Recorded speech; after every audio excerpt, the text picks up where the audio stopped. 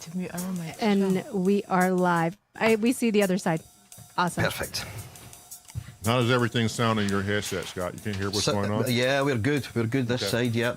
Okay. We're live, folks. Welcome back. Welcome back, everybody. It's the same usual cast. Except we have a new guest. We'll introduce her later. But today is Chatting with the Dixons. Welcome back. Welcome back. All right, you've been in here since, so I don't know. I've been in here early. Noon. Trying to get something going, something new to fill up the rest of the track. I thought this was sounding new. Mm-hmm. Yeah. Yeah. It's new. It's ever evolving. It doesn't have a name yet, so. But it's after Autumn Leaves when we do get there, Scotty. Yep. So this will be recorded on the album set too. Mm-hmm. Cool, cool. Yeah, Marilyn likes it, dude. She's like, man, you just came in here and just got that going real quick, didn't you? Like you over here just creating shit. He's fast. He's very good. He comes up with ideas so quickly. Yeah, it's super scary. I let Shona hear Jungle today. Oh, yeah? And said, what voice do you expect to come in? And she was like, yeah, Elton John. I even started singing along. Yeah, she was singing Circles of Life on top of it. Oh, shit. That's hilarious. Alrighty, folks, we're going to jam out for a little bit, and then we'll post the link.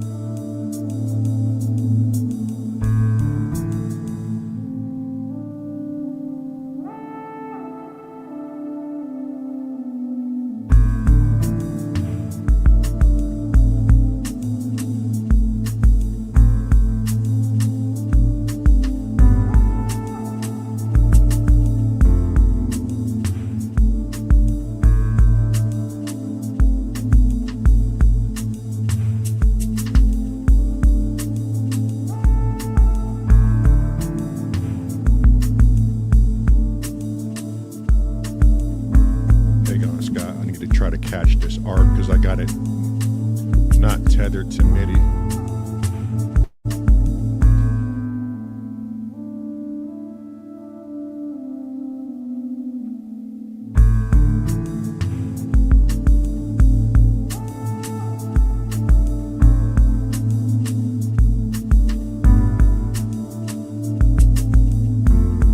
Okay, there we go.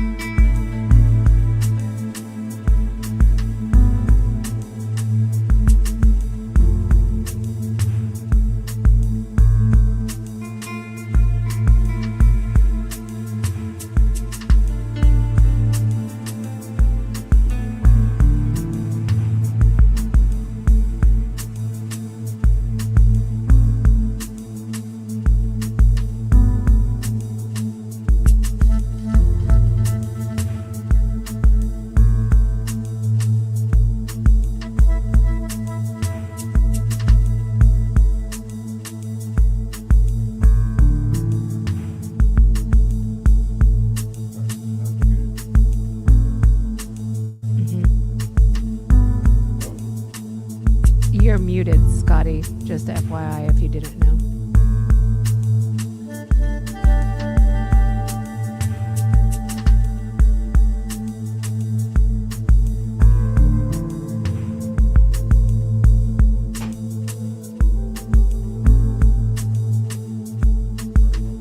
Instead of the kilted gorilla, we need to call him the muted gorilla.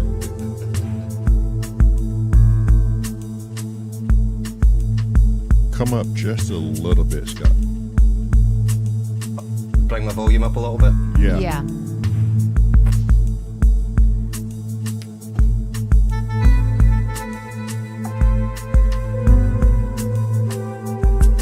Yeah, there we go. Perfect. Yeah.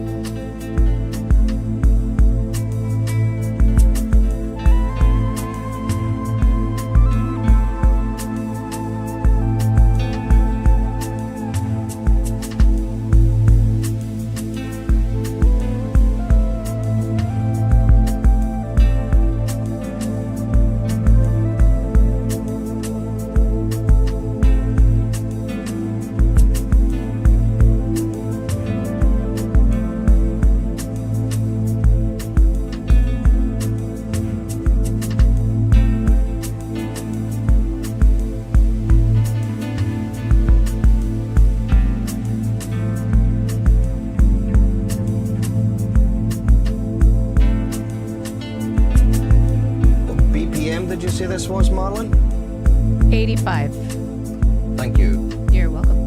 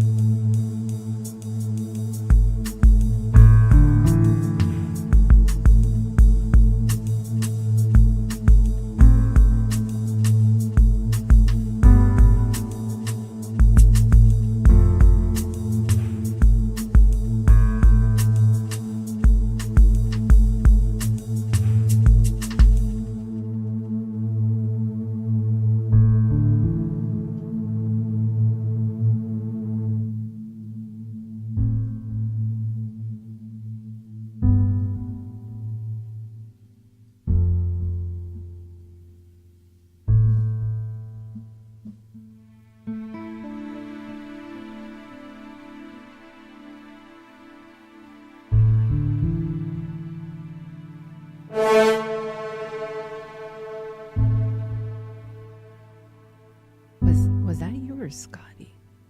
That was scary. That was last night's curry. I literally jumped in my chair. So did me and Show.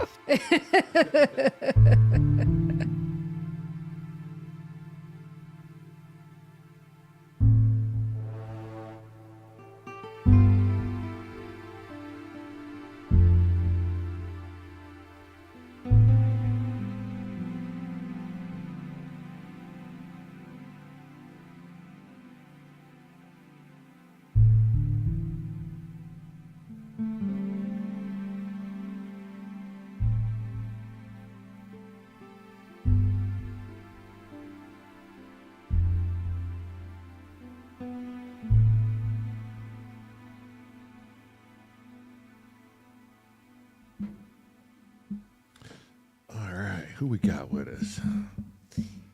Who come to join the monkeys on Monkey Island? Black Jesus, could you introduce Monkey Island for us, please? At number 1 in Monkey Island is the one, the only MARELYN. Oh, You weren't expecting that, were you? no. Damn you, Black Jesus. I thought you was on my side forever. No. He's a smart one. He knows who's really in charge. Who do you think I blessed you for, Lamont? Duh. Thank you, Black Jesus. No. Thank you, Black Jesus. Oh, shit. Oh, jeez. Oh, fuck. Sitting magically up there in black heaven. Just as racist as a Black Jesus could be. You know, Okay. the only way. Who do we have with this? So you know how we went to bed? I think we went to bed at like what? It was past midnight. I know that for sure. Yeah. And so we turn on the TV and we're like, for fuck's sakes, Uncle Jerry's World is still on. And who was on with him? Panda. Panda. Till like 5 in Was the he- morning. Was he? Jeez. Yeah. He never even went to sleep, I don't think. It's No, no and wonder then, the guy looks so tired all the time, eh? right? Right? Yeah. And then he posted on the Wrench's private channel in Discord. He said, I didn't stay up till 6 a.m. with Uncle Jerry last night. Fuck me, that guy can party.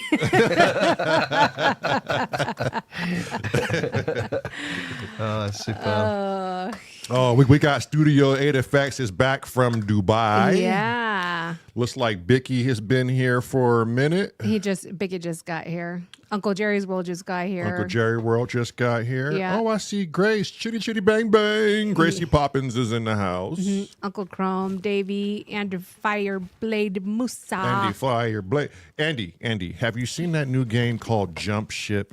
I don't know why I got to keep confirming games with you. I don't know. Well, I you don't know, It's he's really a big weird. he's a big gamer It's weird. too. So. Doommonger. Doomonga. Monkey Monger. Yeah. Since Samurai was in for a bit, he says he's lurking. He Yeah. says arigato. I think he's still working. Yeah, I just said that. Literally.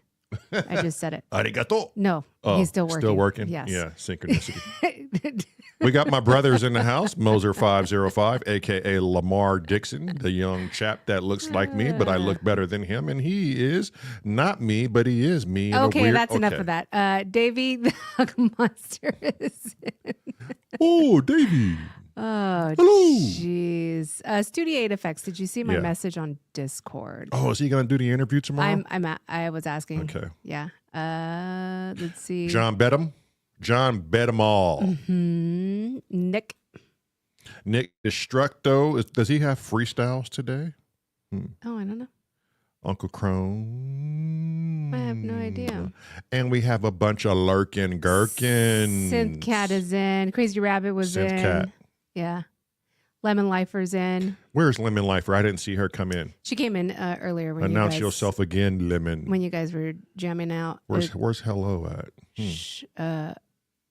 Shababy. Shababy's in the house. Yes.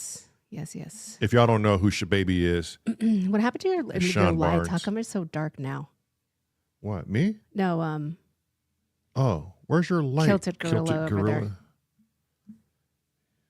What happened to the light? Do you guys just want to stay in the dark? Are you I mean, maybe. Are you just fondling each Shauna other is in drinking the dark? wine, Is so that what it is? you know. Is it that you're pretending to watch a movie and you're fondling each other in the dark? If that camera We're starts, listening to last night's That is song. it. That's what it is. yeah. If that camera starts moving, I'm gonna have to kick you out.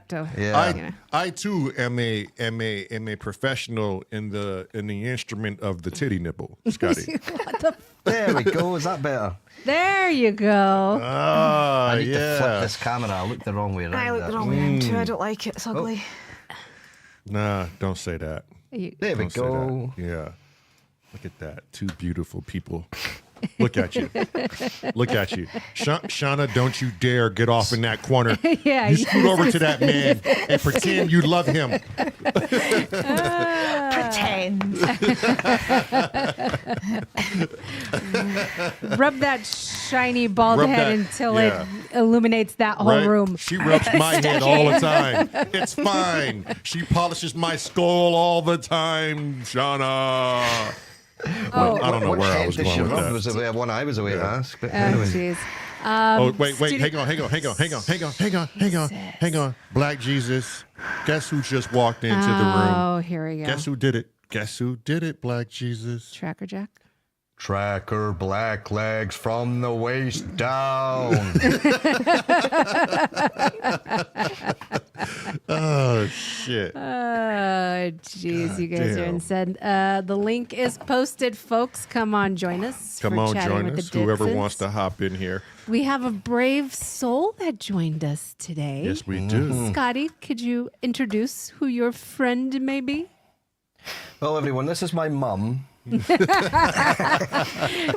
man, she That's did fucked up. that quick. I expect nothing less. This is this is my wife called Shona, but in Egypt, everyone thinks she's called Tuna.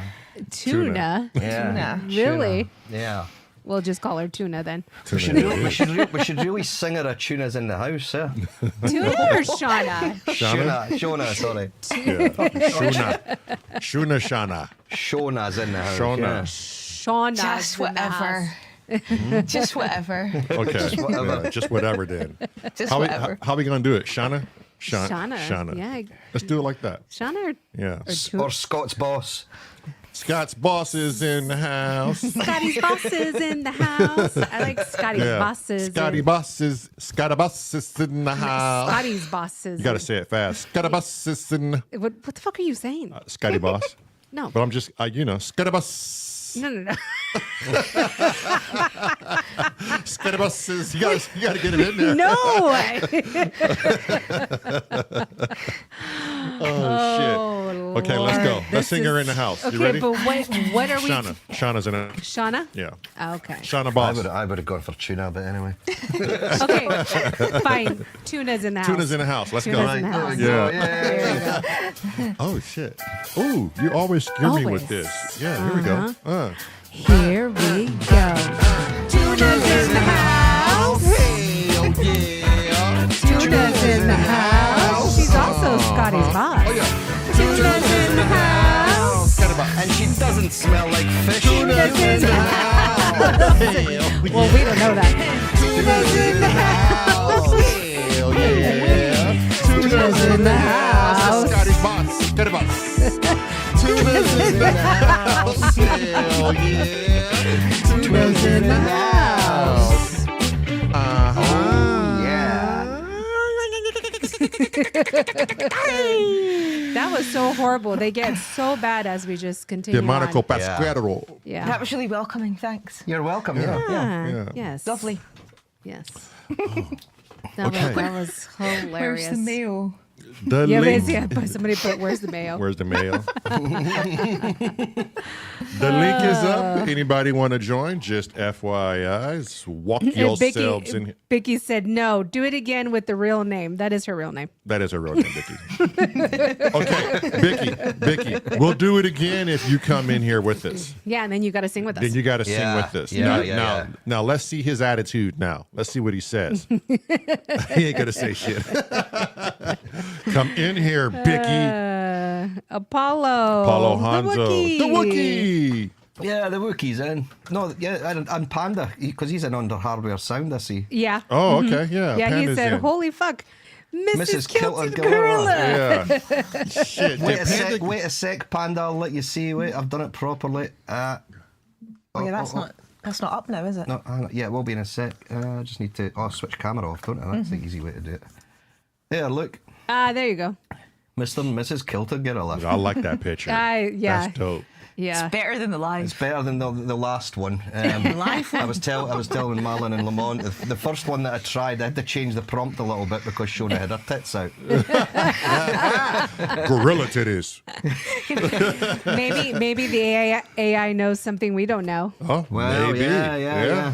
You don't know what the AI knows, do You you? can take the girl out of Scotland, but you can't take Scotland out of the girl. Yeah, and that's why we're coming to visit, actually. Domenico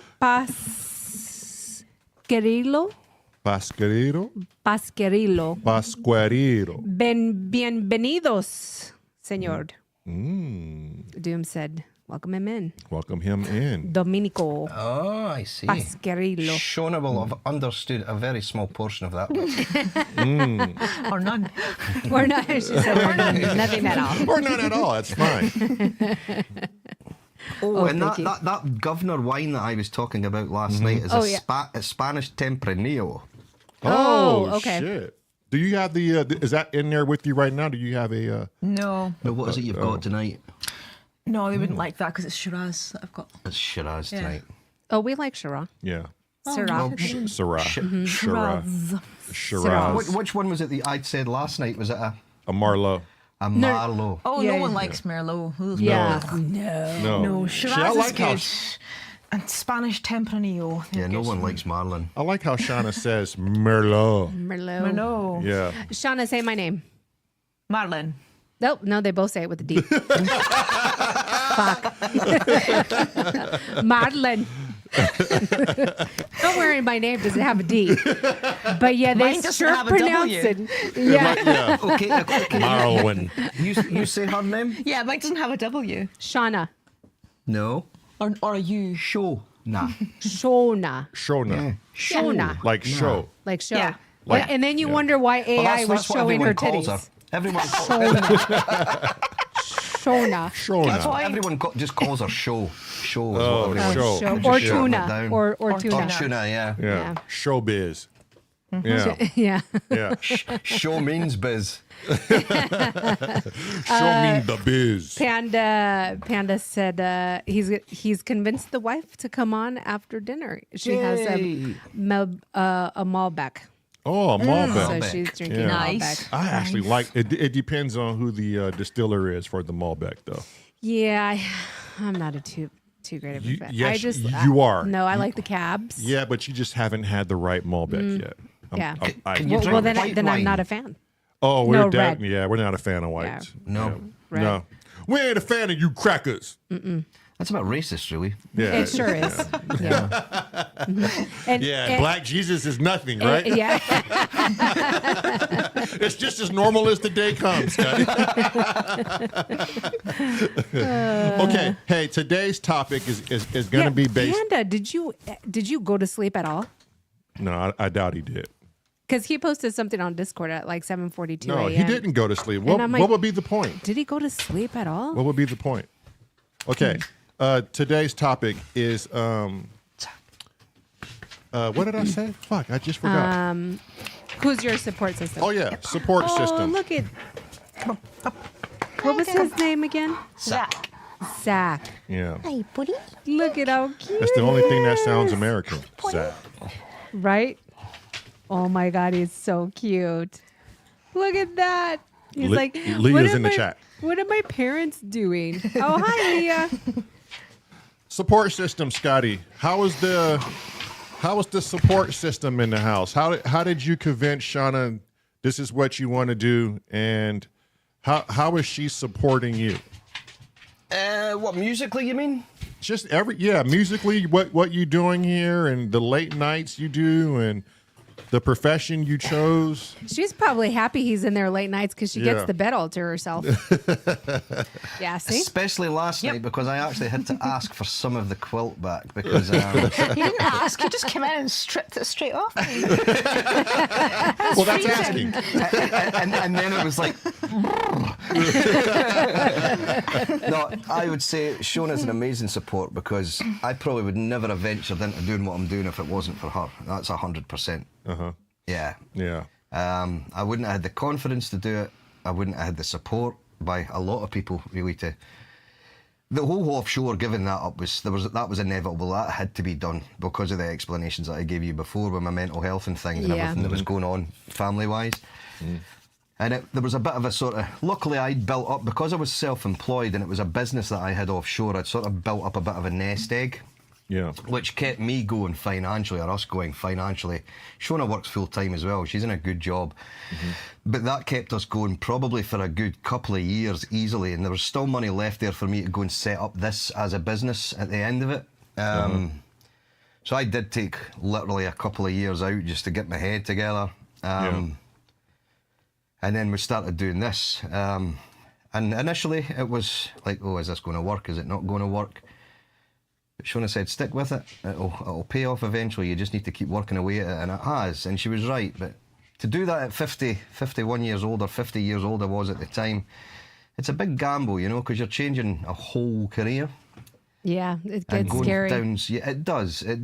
But if it wasn't for the support of Shona and us both knowing that she's in a good career with the NHS, the health service in the UK, we've got that sort of fallback as a bit of a safety net, you know. Right.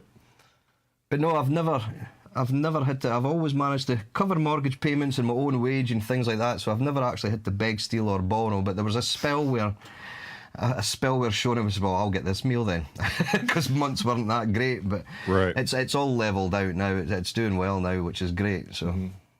Yeah. Nice. What If Shauna, I what's didn't it? have Shona, I'd be screwed. Let's put Oh, it that way. And I don't mean financial. I mean, Right. Yeah. Oh, here. yeah. Yeah. Yeah. Shauna, what's it like to back a man in his dreams and knowing the unknown, knowing that things can go awry, knowing that the weight might just be on one person, and weathering the storm? Like, how do you find that drive when us men are mentally exhausted and we give up on ourselves? Do you know, Scott did so much for so long and missed out on so much being offshore. And as he said, obviously my career did just sort of continually progress. So I've also watched him for a very long time be unrealised, and it's extremely biased, obviously. But he's got such musical talent that it was really, really frustrating and really upsetting to see that going to waste and nobody recognising what he was able to do. So to then be able to support him to actually enjoy that at the same time as help him through a very difficult time, it was just really valuable. And actually, you know, I've enjoyed being able to see him blossom and gain confidence back. Yeah, firsthand. That's awesome.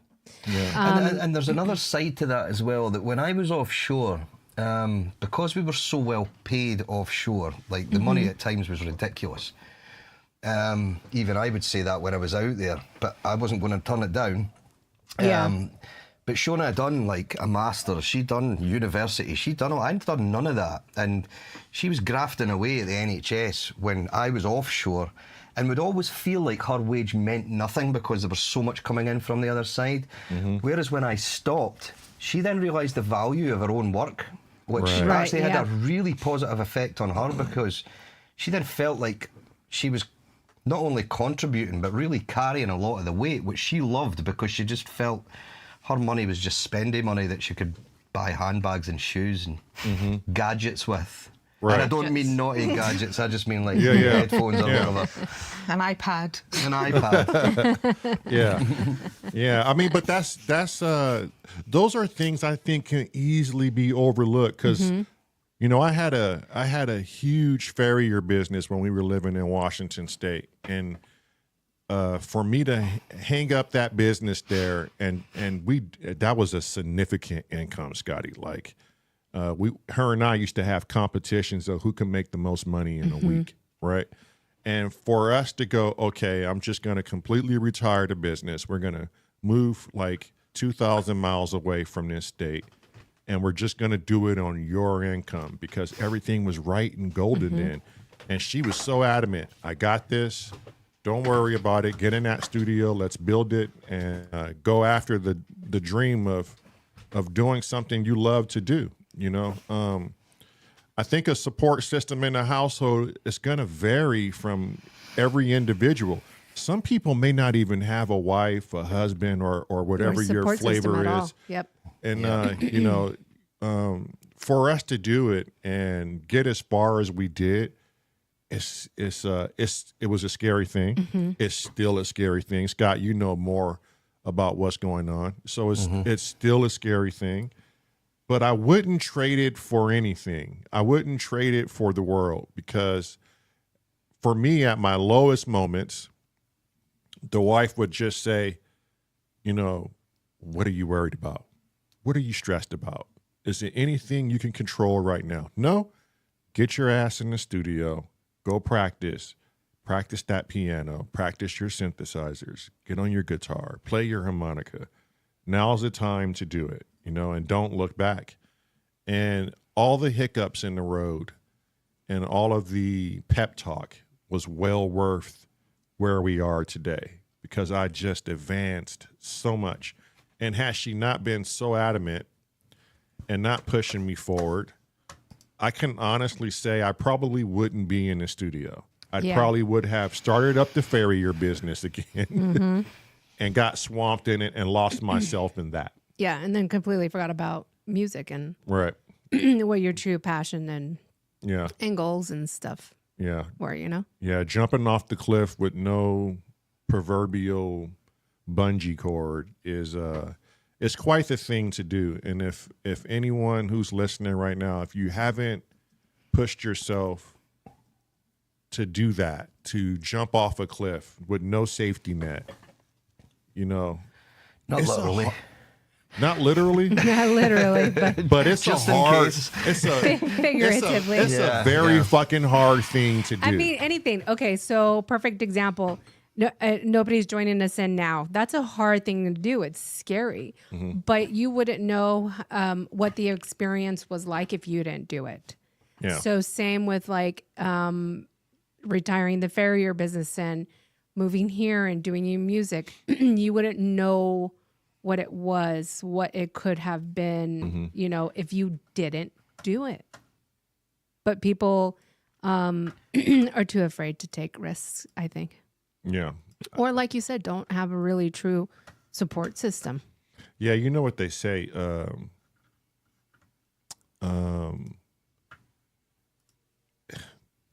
I forgot how they word it, but it went something like easy money is broke money, or scared money is broke money. Scared money is broke money. Yeah. Yeah. If you're not willing to put it where it needs to go, and you're not worried about the outcome, then you might as well be broke. If you're just going to hoard everything, or if you're just going to say, I'm going to play it safe today, and you play that card every day of your life, what a boring life, in my opinion. Yeah, absolutely. You have to be willing to risk something.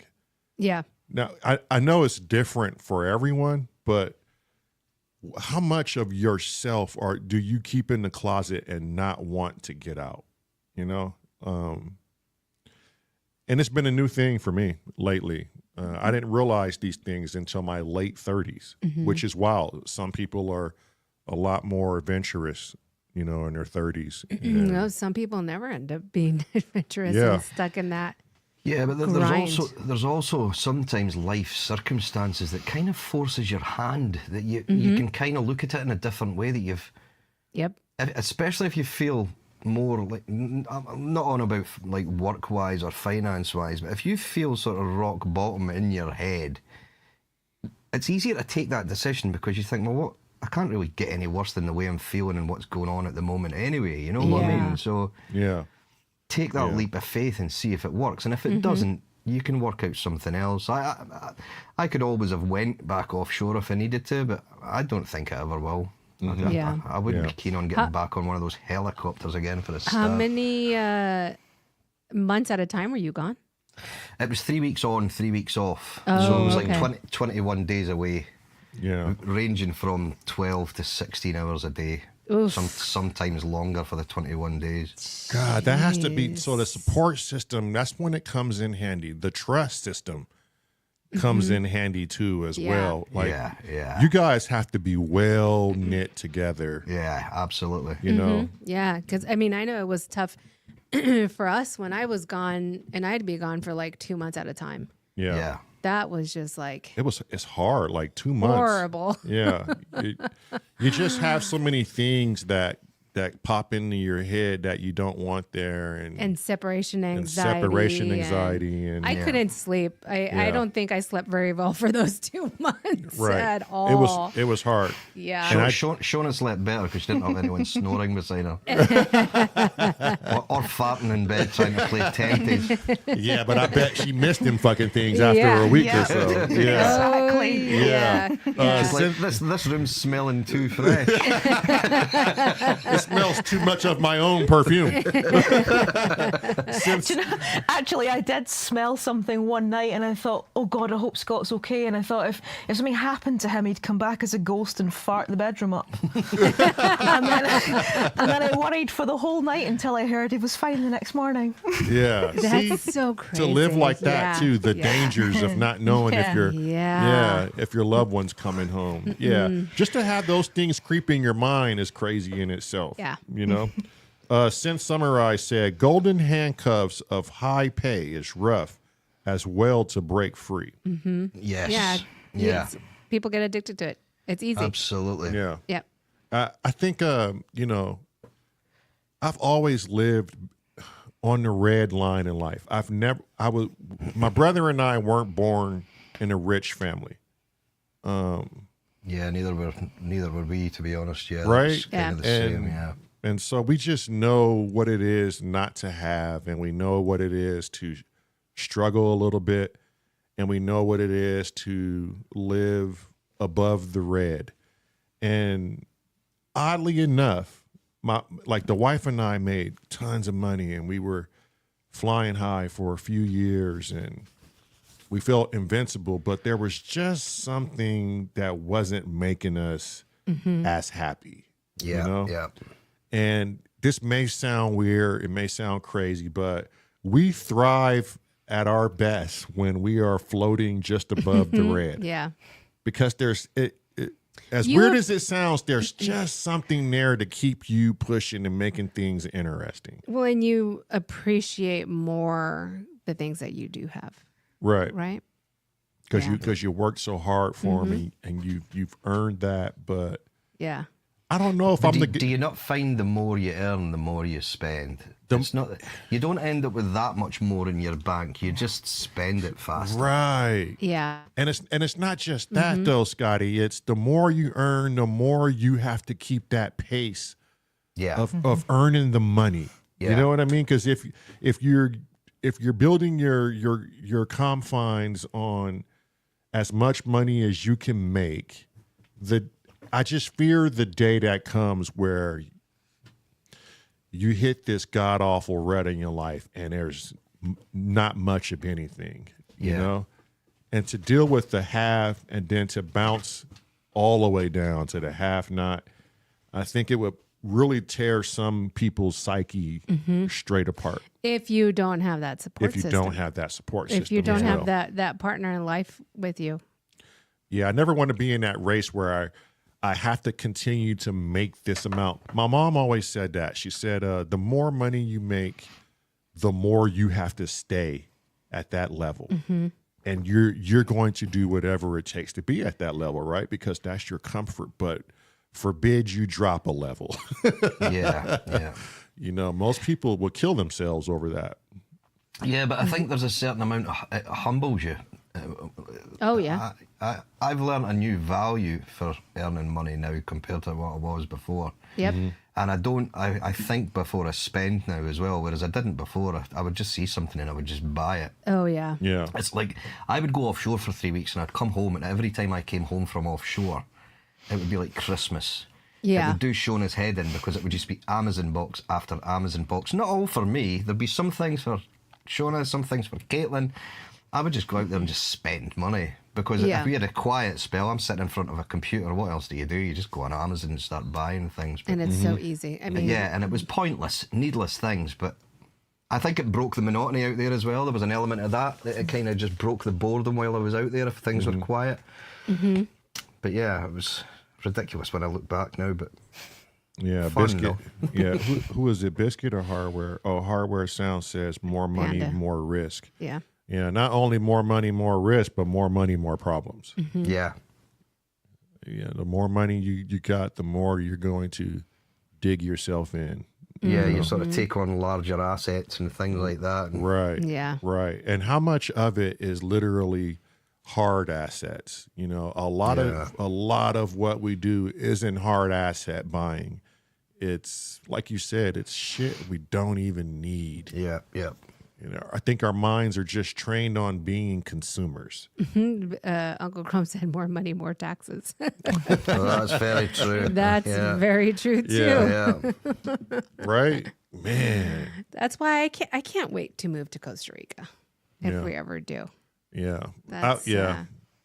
And that's the thing, you know, when you, and I know it's all over the world or anywhere in the world where the financial system and the judicial system and the way things are ran are civilized. And what I mean by that is like places like the US, the UK, parts of France, Scotland, Ireland, you know, South Africa. There's a lot of places where it's a monopoly and, you know, you don't have the crime. It's not third world enterprise.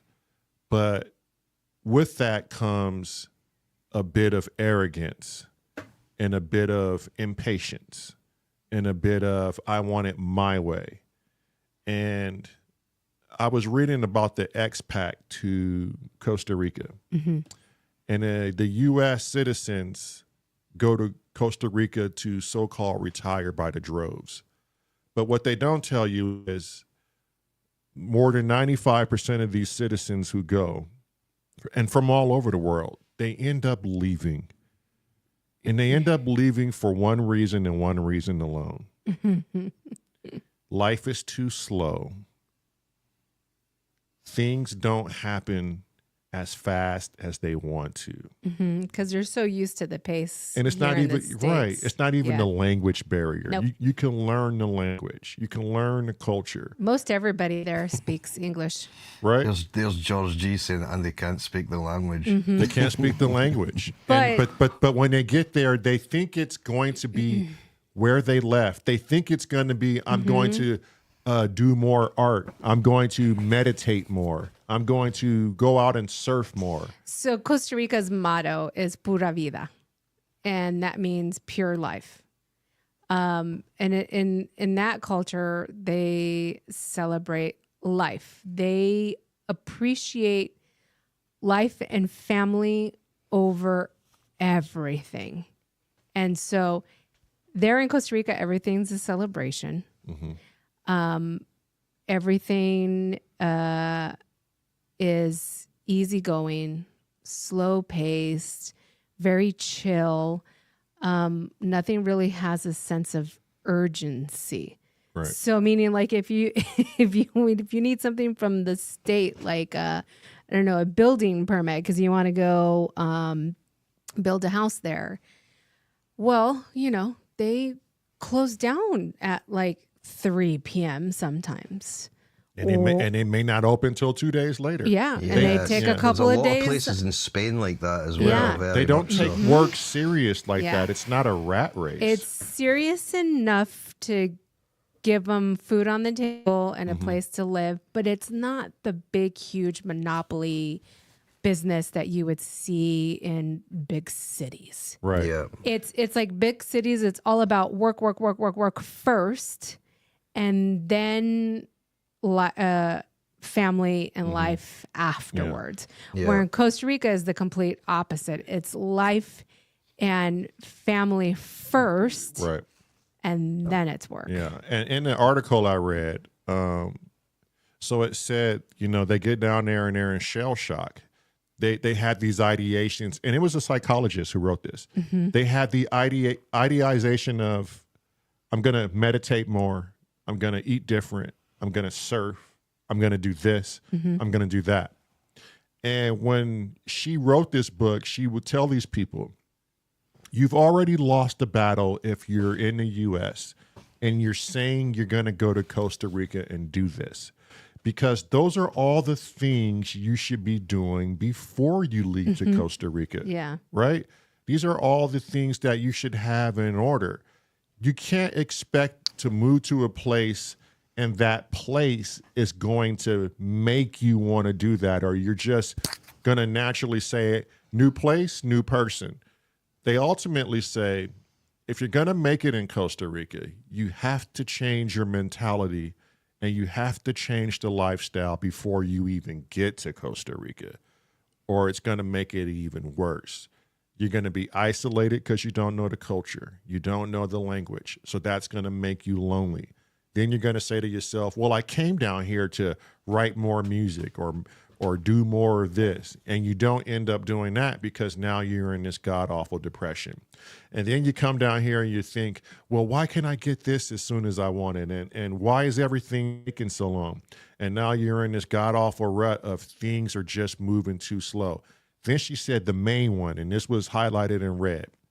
When they come down there, because of things move so slow and they chose not to learn the language and the culture, they sit in their homes or their townhomes or apartments, and they're left with themselves to think. And that's where it comes to a halt.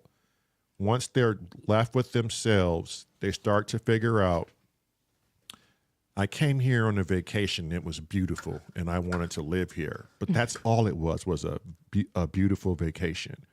But when they sat there and they thought, once they committed to the move and they convinced themselves over and over, I'm ready for a slow life. I'm ready for this life. They convinced themselves. They sold everything and they were there. But they weren't prepared to deal with themselves. They weren't prepared to deal with the actual slow life of, holy shit, I really don't have any of the things I thought I would have. And I'm really not doing any of the things I thought I should be doing. And they go back home. And and that is purely down to the individual as well. Down to the individual. I don't know how you guys are on holiday, but when we go on vacations anywhere, we always try to learn as much of the language as we can. And it's more, I think, just a respect thing, so that we can ask for certain things in their language. Yeah. Because too many people just expect everyone to know English. Right.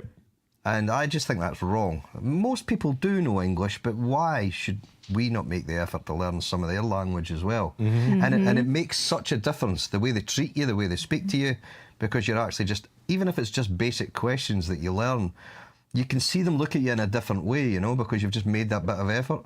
Right. And we enjoy it. Yeah. We even learned some Swahili.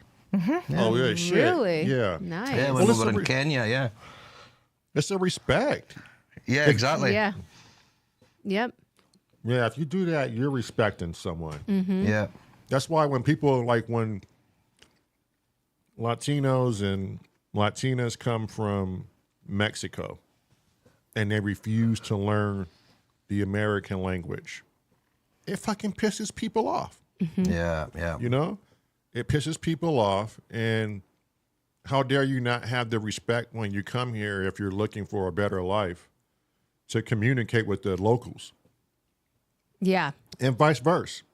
When the gringos or Americans go down to Mexico, they just go down and they traipse over everything, you know, and there's no respect. And you're looking at people, you're looking down on people. You're not looking at a person, you know, and I don't know whether us as humans have been groomed to be that way, or we've lived so well our entire lives, even if we thought we were poor here in the U.S., we're living better than most people in Syria. You know what I mean? Oh, yeah. And maybe it's been conditioned to us to feel like we're high and mighty because we come from a better society. Yeah, so an English-speaking country. right. So we don't have to learn these things. We don't have to play by your rules. I'm looking at Andy Fireblade Music's comment there. He said Jambo Buana. Now, I'm trying to remember what that means because that was one that they did say to us over there. The ones I can remember, Andy, is Tutu Anana Badai. Oh, what's that? Tutu Anana Keisho. What's which that? was I'll see the see you later and see you one was see tomorrow. you tomorrow, yeah. Tutu Anana Badai, I think, Is was later, and Tutu Anana Keisho was tomorrow. In the morning, yeah. In the morning, was it? But there was quite a few we learned when we were there, but that was like 2010, married. That's when we got married, yeah. Yeah, I think it's fun just to Yeah, sit there yeah. and, you know, and challenge the brain. It's a great exercise for the brain. I mean, It is, yeah. we learned freaking A little bit of Russian for our dog. yeah. So we speak to our dog in Russian. He doesn't understand one English command. It's all in Russian. It's all in Russian. Really? Yeah. Because his mom is from Russian descent, and his dad is from Africa. So we gave him the name Serengeti, but we call him Saren for short. And then spoke to him in Russian. You know something? That's actually quite a cool thing to do because if someone else is trying to give your dog commands, That's exactly why we did It's it. a tactical yeah, that's reason. very clever, eh? Yeah, and we only feed him from our left hands. So if anybody walked up and tried to feed him with their right, he's not going to be willing to just take it from the right. But now we Yeah. tell everybody what hand to feed him with. Yeah, so he's kind of ruined there. But And it's now live on YouTube. Yeah, right. And now everyone knows to speak Russian to your dog. yeah, pretty You might want much. to mute that out. Yeah, our friend's kid tried to teach our dog German. Oh, that was so funny. We had She wanted German to Yeah. speak to our German my shepherd. friend Derek and his wife. Yeah, and she was. like, it's she went okay, through it speak to Shona. English. Yeah, she went through it to Shona and she was saying, no, it was her mum, wasn't it? And she was like, Mum. How do I say? And she was like, I can't how remember do what it I was. say such and such in German? And Claire was like, why? Why? And she was like, I want to speak to Zach. And Claire was like, no, he speaks English. And she went, no, but he's a German Shepherd. And Oh my she was God, like, that's no. hilarious. And yeah, and then like Beth then my friend's daughter then came away with, I always thought like French bulldogs were like ooh la la. Oh my God. Yeah. And she was so serious about it. And then she said, I thought English bulldogs would say, all right, mate. Oh, what, mate? Oh, so like biscuit. Right. Yeah, it was so Yeah. funny. Yeah, I got on Rosetta Stone. And I was like, okay. Because technically where we were moving to, oh no. No. you, babe, No. you have to. I'm not eating liquid shit. I'm sorry. It tastes so No. good with celery. Marmite. Yes. I knew that's where he was going with that. Marmite and celery is really good. You got to try it. Shona? Yeah. I know. Do you like Marmite? Well, I would have it thin on toast. Yes, it's really good. See? And I like a twiglet. Have you had twiglets? No, what is that? Do you get them over there? They're, What is that? what are they? What would you describe them as? They're like breadsticks with Marmite. I suppose in they them, are but kind of they're like just small. breadsticks. They come in like you would get a bag of chips. They would come in them. Yeah. Oh, They're yeah, like yeah. corn Somebody snacks, was. but they're not corn. They're somebody- kind of twisted. They're like Yeah. little sticks. They kind of look a bit like sticks. Jervis is saying Marmite really and nice. peanut butter. I don't know about that one. Yeah. don't know. Jervis is fucking weird. I don't know. Uncle Chrome said Marmite, celery, and cream cheese. That would be really good. No, thank you.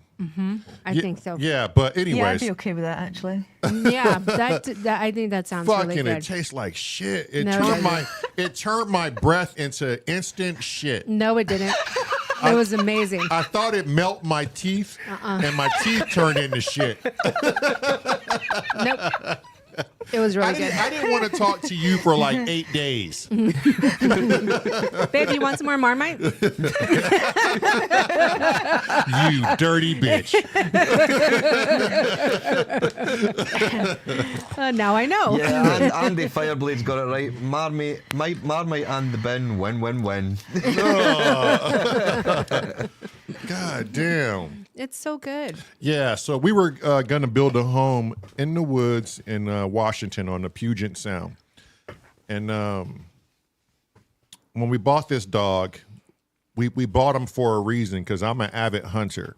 Well, at the time, I was an avid hunter. Panda and Mrs. Panda. Panda and Mrs. Panda. And baby panda dog. So at the time, I was a avid hunter, and I said, well, I need a dog to where I can get to tree a bear because I want to go bear hunting. And she said, well, we could probably go and get a white Pyrenees. I think we were looking at a Pyrenees, Cane Corsos, and it was something else. But I was like, no, A Vizsla. a Vizsla. And I was like, no, I need a dog that's smart, that could take care of its own while I'm out in the woods and think for itself and not get hurt, but yet have the courage to tree a bear so I can ultimately shoot the bear in the tree. And we started researching, and lo and behold, the Rhodesian Ridgeback came up. And I was like, oh, that's interesting. And I always wanted one. Yeah, she always wanted one. I'm like, well, okay. And she had to explain to me, too, what a Rhodesian Ridgeback was. And then so we started doing all this investigating. And I was like, this might be the actual dog I need. So maybe we buy two, and I have a team of dogs, and I could go bear hunting every season. So she was like, okay, let's do that.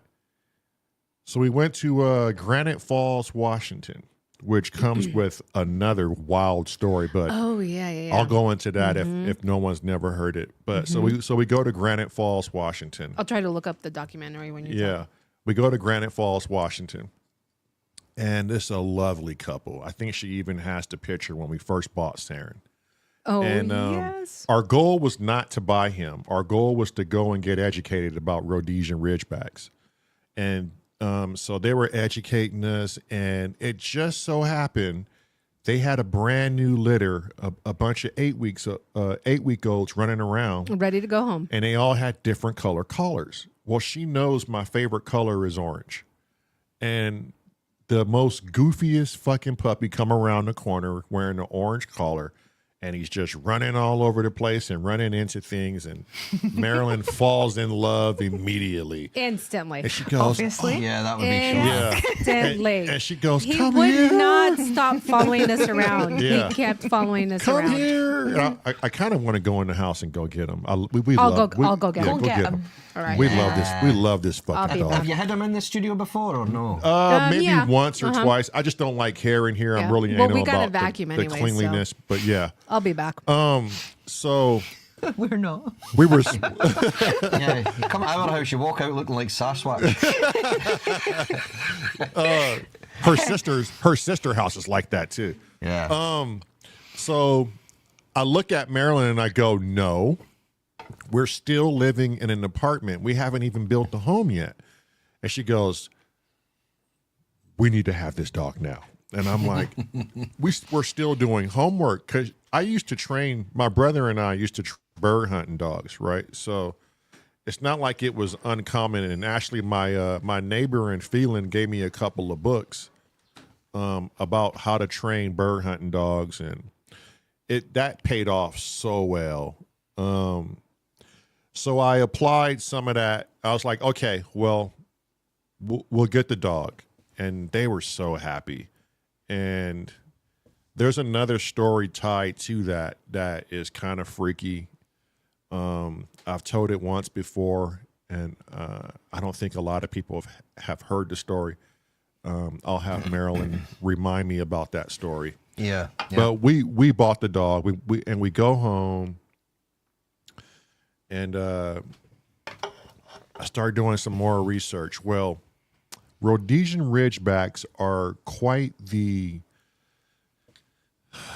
formidable dog because when you train them, you cannot steal their confidence. And they're so smart, you have to make it seem like it's their idea, not yours.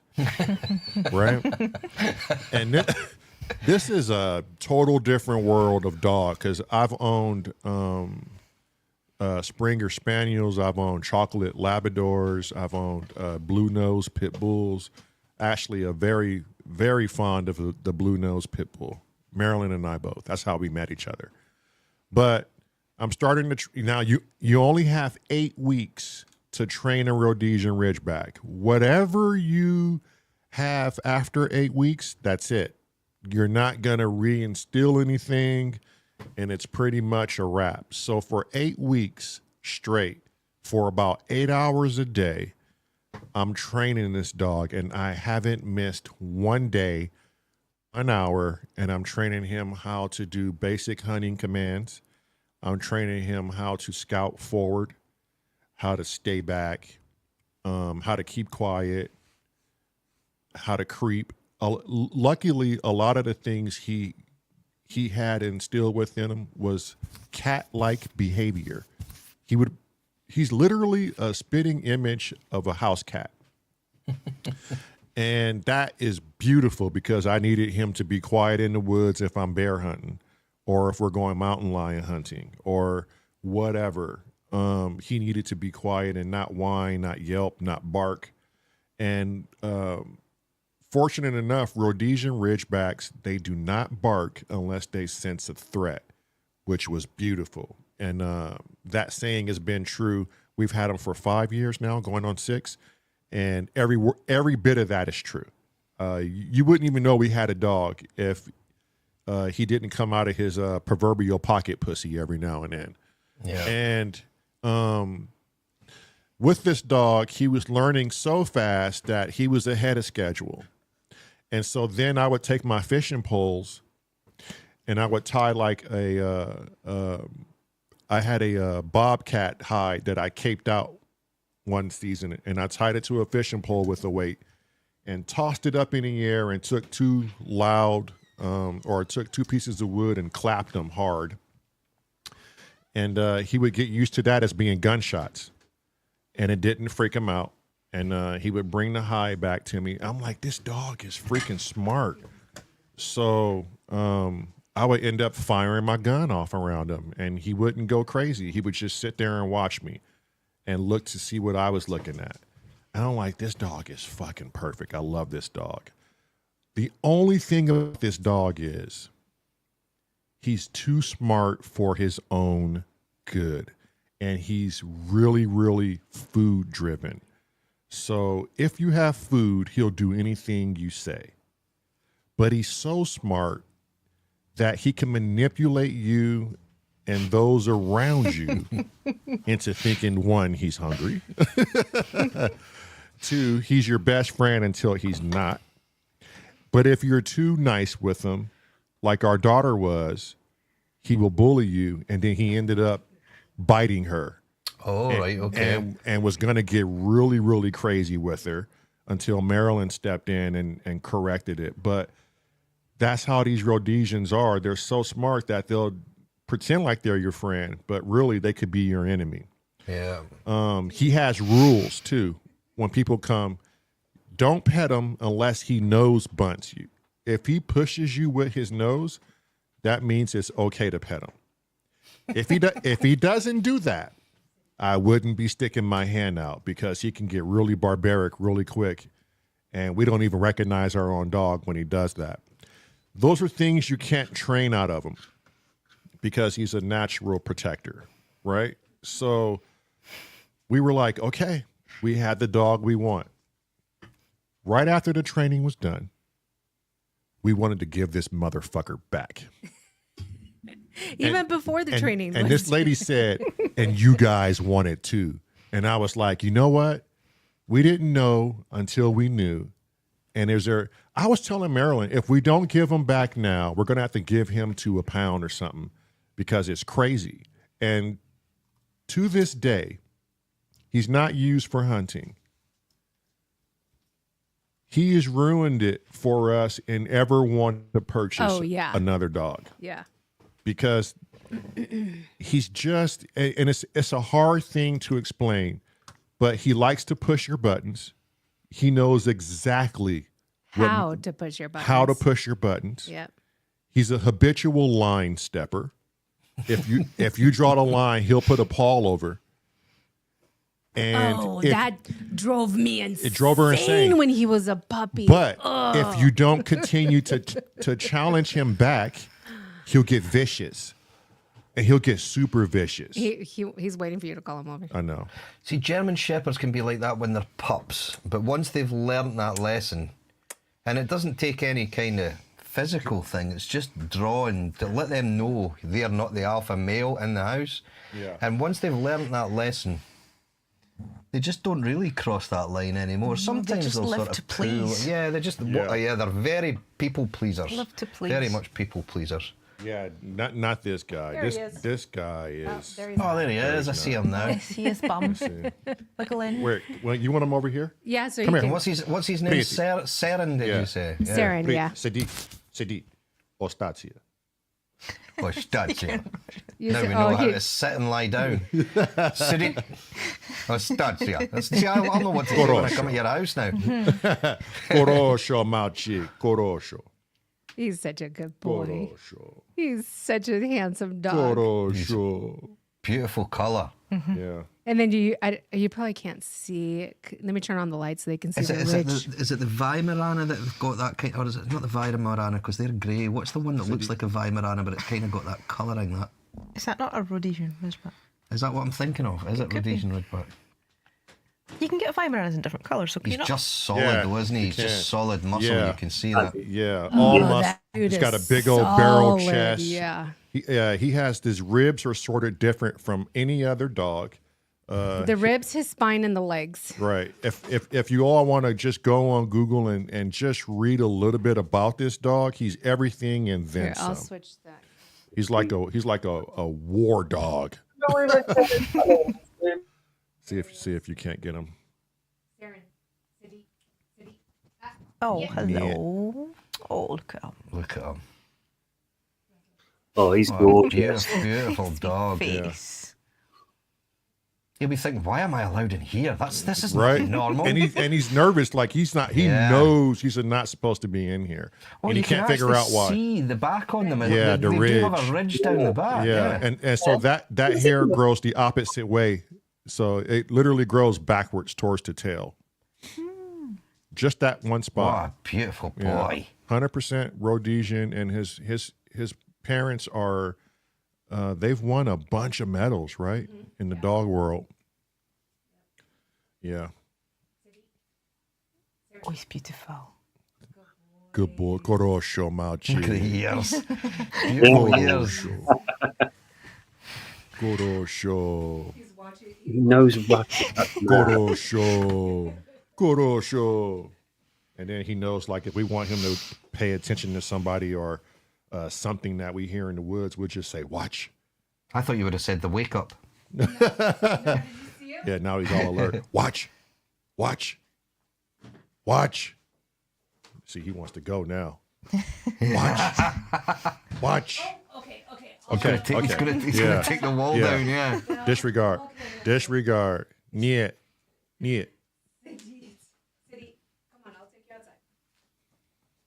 Beautiful, though. Yeah, he is. She's gonna take him back because he's too big for here. He's every bit of 130 pounds. Yeah. You're just worried he's going to be a better musician. I'm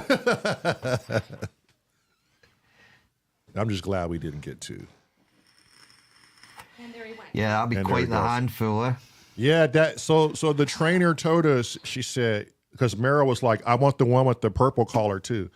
And the woman was like, I don't doubt you guys have the money, and I don't doubt you guys have the love for these dogs, but I am not going to sell you two Rhodesian Ridgebacks. And MARELYN was pissed because she's a very strong-minded woman, and so for someone to tell her no, she doesn't take it well. But she was adamant she was not going to sell her the purple collared dog, and she was pissed. but I respected it. And so, you know, literally, I would say. I bet you knew after the first month, Christ, she was right. Oh my God, 3 months after I shit you not, we were trying to return him because it was just too much of a dog, way too much for the apartment too. And we had neighbors, and the neighbors would call the office at the apartment complex saying, hey, this dog won't stop whining, won't stop crying. Rhodesian Ridgebacks are also known as the Velcro dog, so they're really attached to their owners. And if the owners aren't around, they'll constantly cry and whine, and you know, oh my God, it like was just, separation anxiety kind of thing. Yeah, it was so annoying. And to get a call when I'm out shoeing horses, or Marilyn would get a call at work saying, your dog is going crazy, someone needs to come home, and oh my God, it was just horrible. So I had to end up taking him to work with me more times than not, or we had to find like a doggy minder kind of thing. Yeah. And then he ended up biting the other dogs there and attacking the other dogs, and it's just like, oh my God, dude, this is a freak of an animal. You know, I never owned anything like it, and we just needed to get him on some land, so we didn't end up building that house in the woods like we were supposed to. We moved to Indiana. We got 4 acres.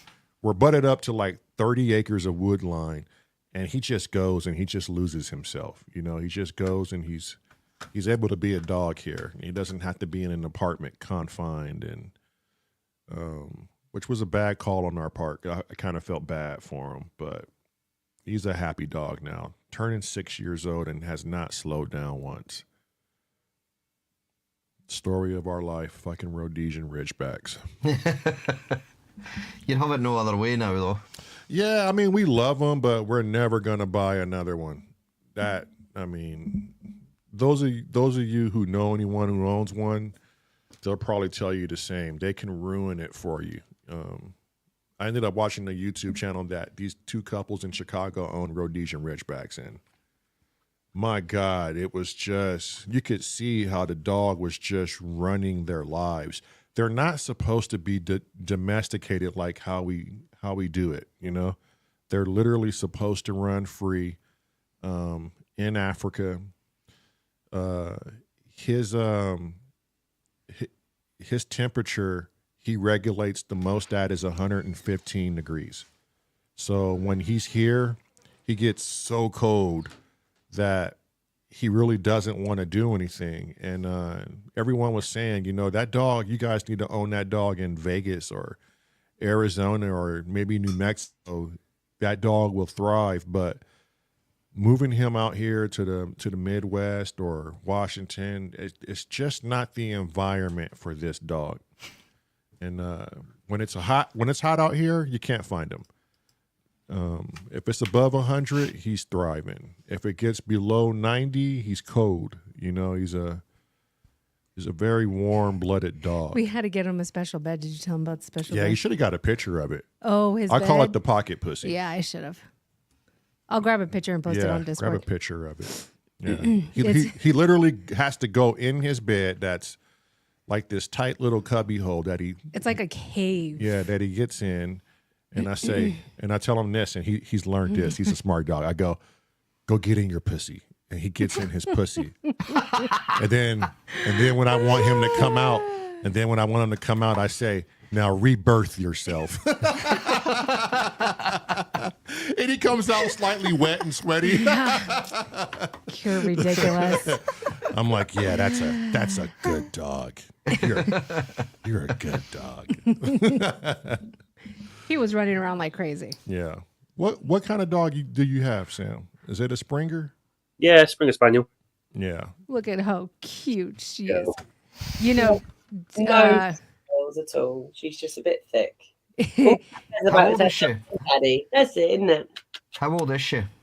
2.5. 2.5, yeah. 2.5. Still very young, eh? Yeah, real young. Did you know that she taught Panda how to walk to the nearest pub?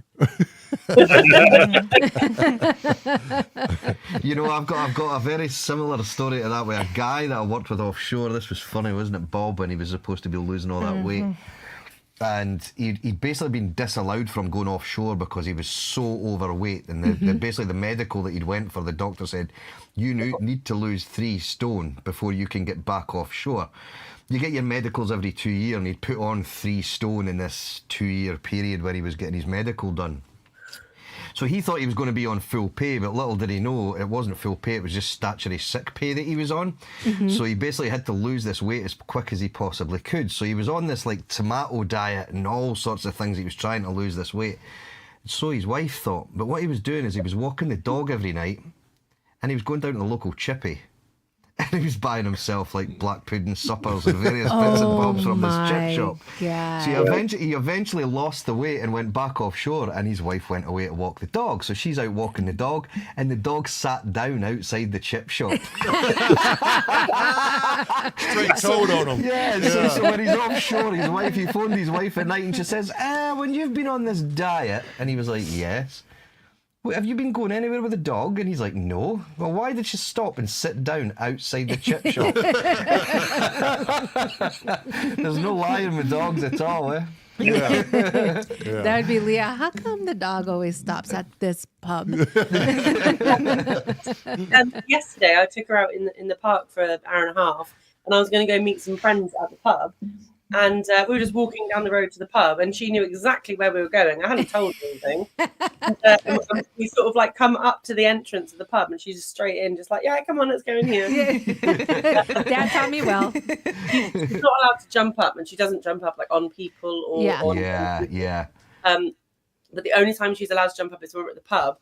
She'll sort of put her paws on the bar, and she'll get a treat from the barman behind her. Right, okay, that's very good. That's the only reason why she knows exactly where it is. Yeah.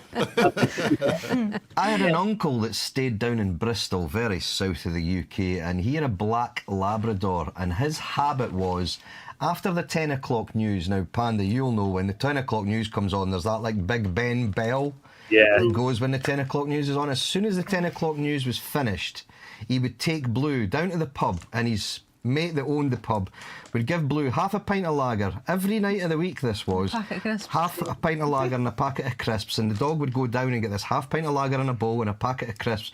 Lived till it was 14 years old. It was healthy as hell. But what would happen is every night when the bells went, when the news was on, it would actually go and fetch its lead and just sit at the door and wait for Chris to finish watching the news. Wow. And I never knew anything about this, but I went to stay with my auntie and uncle when I was about 13, 14 years old down in Bristol, and the news came on. We were all sitting there, and then Blue just jumps up, grabs his lead and jumps to this door, and I'm like, what's going on? Oh yeah, Chris will take him down to the pub tonight. He goes down every night. Amazing. Wow. They're like 5-year-old kids. They remember. Yeah, like yes, routine. they do. Like And it's routine and triggers, certain things that trigger them. Yeah. Yep. Routine. So when I work from home, and when I turn my headset off, it's like this a little voice, and it goes power off like that, and it's really, really quiet. And as soon as it says that, she knows that we're about to go out to the fields. Yeah. And she's running around in circles. She's running up and down the stairs. She's sitting by the front door. That's funny. It goes power off. Saren is the complete like opposite. When I'm working from home, he doesn't bother me at all day long. There's a bed in the office, and he's sleeping. He'll let me know when he has to go outside, but the minute I'm on my laptop in the meeting, this dude is like up on me, bringing his toys, and then everybody's like, he derails the whole meeting. But all other times, he's just sleeping away. He seeks attention. Yeah, yes, he does. Yeah, and I think it's because he hears the other voices coming from the laptop, so he's like, "What? Huh? What's that? People are going to give me attention?" Right. Yeah. He loves attention. Yeah, he does. His name is Seren. Is that SEREN? Yeah. Yes. Short for Serengeti. That's Welsh. That means star. Oh, really? Shit. Yeah. It's commonly a Welsh name given to girls. And it means Oh. Well, he is his own star. Yeah. What's your name, Ivy? It's Dickhead. yeah. She's like, "Dad, don't be mean." Oh. It's Saren. I let him run around like crazy because you told him to watch, so he was like going Trying insane. to find something to chase. Yeah. And so I told him, like, okay, come on, we got to come inside. And I wasn't paying attention to him. I just had the garage door open, waiting for him to come inside. Well, he runs full blast in the garage with a big ass branch in his mouth. And I'm like, Oh, shit. can't bring that inside the house. For fuck's I'm sake, like, no, dog. go take it back outside. He Yeah. has an addiction Yeah. to branches. Yeah. She Alright. is a crap dog. She won't play fetch. Oh, She- really? We went to the beach earlier on this week and we found a tennis ball and we Mhm. threw it a few times. I think it was like 3 times in a row. She sort of ran after it. And then we threw it the 4th time and she sort of looked at it and went, no. No. That's her discipline. She should be fetching and bringing it back to you. Yeah. Oh, Yeah, you're supposed to be a hunting dog, you twat. Go and Yeah. find it. she's never worked a day in her life. No. You guys spoiled her. That's why. She's like, why do I got to work? You give me everything. She's That a one mummy's girl. She's a big mummy's girl. Yeah, that's true. Sam really does like Yeah. invest and train. And hmm is she crawling now with you alongside of you? Yeah, I can get it to crawl. Yeah, dude, look at how she looks at him. But that's like our dog. Waiting for a command. I stress my dog out, but when he goes to Maryland, it's It's happy. a happy stress reliever. But when he's with me and we're on It's long business. walks, it's all business. Yeah. He don't get no love like that. I got to keep that dude on check. Yeah. Leah, is there you being so close to your newfound husband, your newfound panda bear? Soon to be husband. Well, it's already a wrap. Right? You might as well. Hang on. I have a countdown. Hang on. Yeah. Oh. She has a countdown. 168 days. 168 days till they get married. Pana's thinking 168 days left. Okay, got it. I know you enjoy this man, and what we don't know is how do you enjoy his music? Is there a favorite song that you like when he plays? Is there something that you go, keep playing that one? That's my jam.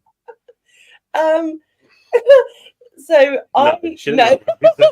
no. So sometimes I think like, oh yeah, that sounds nice. But most of the time when he's in the studio doing what he wants to do, I'm doing very much my own thing. Our worlds don't really collide like that. And sometimes sometimes you'll say like, oh, I've made this, listen to it. And then he'll say, what do you think? And I'm like, oh, it's nice. Like, it's good. Like, what do you want me to say? And he sort of gets a bit shitty. She do what my mum used to do when I used to come into the house going, look what I painted. And she'd go, that's nice, dear. But I don't know what to say. We have very, very different music tastes. Yeah. We have a lot of similar as well. We sort of merge in the middle a little bit, but Not a lot. no, but not a lot. So I completely respect what he does and I just support what he does 100%. But Yeah. I don't always authentically enjoy it. But I do enjoy when he has been occasionally DJing before and I go and support him. Mhm. And I'll play you a little track. Or two. yeah, and then he'll we have like some songs that are sort of important to us. Mhm. And he'll play that in a set or something, and I'll think like, oh, it's nice. But no, otherwise I'm just there to. I'm mainly your roadie when you're bloody doing a set. I'm there with the car boot wide open, packing up all the stuff. Going, I'm bored. This is really boring. Why do you do this job? It's not. No, but I do support him 100%, and whatever he wants to do, he normally gets anyway. That was the question I was going to ask. Scott and Shauna had a chance to answer these questions. Shauna. Or tuna. Just say tuna. What's it? Just say show. Show. Just say show. What's Yeah. it been like, Leah, to not only know Sam, but what's it been like to be his support system when he's down and out and doesn't want to push himself forward? I had a bit of a dead day today, didn't I? Yeah, so when he's like on a bit of an off day or an off week or an off whatever, he doesn't like to be fussed over and he likes to be left to himself. Mhm. So I just sort of let him get on and deal with his funk, and then I'm just there to kind of keep everything going in the background. And then when he's out of his funk or out of his mood or whatever it is, it's just like nothing's ever happened, really. Does that make sense? I don't know if that's healthy now you've said it out like that. It's perfectly healthy because we're exactly we're the same. Yeah, like I don't ignore him. I just, you know, I just not stay out of his way, but you know, he's doing him, and then that's it. Whereas if I'm in a, you know, bad spot mentally, whatever, I need a lot of reassurance, I need a lot of input, I need a lot of like tactile input and stuff. I like to be close together and that, but he's the complete opposite. So yeah, it's just different strokes, isn't it? Yeah, it's the same here. Like when I'm super frustrated and I know I'm frustrated, and anything can just basically push me over the edge. She tends to do it to me sometimes and just push me. I'm being honest, babe. She just pushes me over the edge. But then there's other times I think she recognizes, okay, I know when to push, and I know when I'm not tolerate. push. He's not going to tolerate this one. So I'm going to kind of give him the space. And we're not perfect. We're not a perfect couple, which makes us perfect for each other. And we can't be without each other. But being not perfect, and I guess this is going to be for the six of us here on screen right now. When you get to the edge, and I'm talking about the men folk here, when you get to that anger where you snap, and we're to the edge, and we know we can't come back, but immediately we're already sorry from going over that edge. How do you find yourselves getting back to normal? Like, what do you do to kind of correct yourself and get things back to good, including you, Kent? Like, Kent's studio seems so it's so empty. Yeah. Right? There's a funny wee man standing behind him. We tend to that was before picture. Yeah, that's before I lost all the weight and the money. Yeah. I'll tell you what, before you answer that question, I watched, because I fell asleep halfway through the show last night, and I woke up and I heard the comments. What comments? The fuck you Listen, Kent, and all that. Do you iron your clothes? Yes. Well, iron the fucking screen as well. He called my Rolly a fecking cake. Scott said that shit. I didn't say that shit. I didn't call it a cake. No, that was I said it was Panda. covered in cocaine. Oh, Yeah. that's right. I had to cover her ears. She was so... It did kind of look like a cake, though. It once did, didn't it? Panda, yeah, I was like, that 'Cause I kind of was there does going, look like pastry. That looks tasty. Sorry, continue Yeah. with your questioning. Welcome back, Ken. Good to see you. Yeah, good to see you. I'm concerned with his Yeah. name today, Thank you. though. Right? Yeah, Kent's name. Oh, Yeah. shit. Jizzburger. Long story. Yeah, Long just story. don't pay him any mind. Not yet. Tell us Yeah. later. Your new name is Kent Kong. Yeah. We call Yes, you- I saw that bit. Yeah. You want to answer the question, Scotty? Well, I think Panda and his good lady were going to answer that one. Oh, there. okay. I think, Go ahead. I forgot what the question Yeah, I was. forgot the question. Yeah, these people don't pay Just attention. say yes and How nod. do you get Just say yourself yes out and of the nod. rut? Go. How do Yeah. you get yourself out of the rut? Like if Panda's gone, if Panda's gone too far and he's in the red and he's angry, and this goes for any one of us who have a significant other, how do you get him out of the rut, and how do you, Panda, how do you come to terms that Let's just fuck up some shit. you're pissed and I need to get back to good? So if we've not fallen out, but if we've, you know, if it's not great, we generally use humor. And what I have done a few times is I'll go upstairs and get a tampon and come downstairs and say, do you want me to show you how to use one? Because you're clearly on your fucking period. I'm gonna start using that. God Oh damn. my god! No, and then, yeah, so Thank you, Leah. Damn. Thank you, Leah. I'm gonna start using that. And then 9 times out of 10, the tension's broken and we can start, talking about, whatever it was. But sometimes it completely misses. And what did I do last time you annoyed me? I can't remember. I hid all your cream eggs. Yeah, I bought some cream eggs. I don't know if you have them in America. No, I don't think so. Are they? Yeah.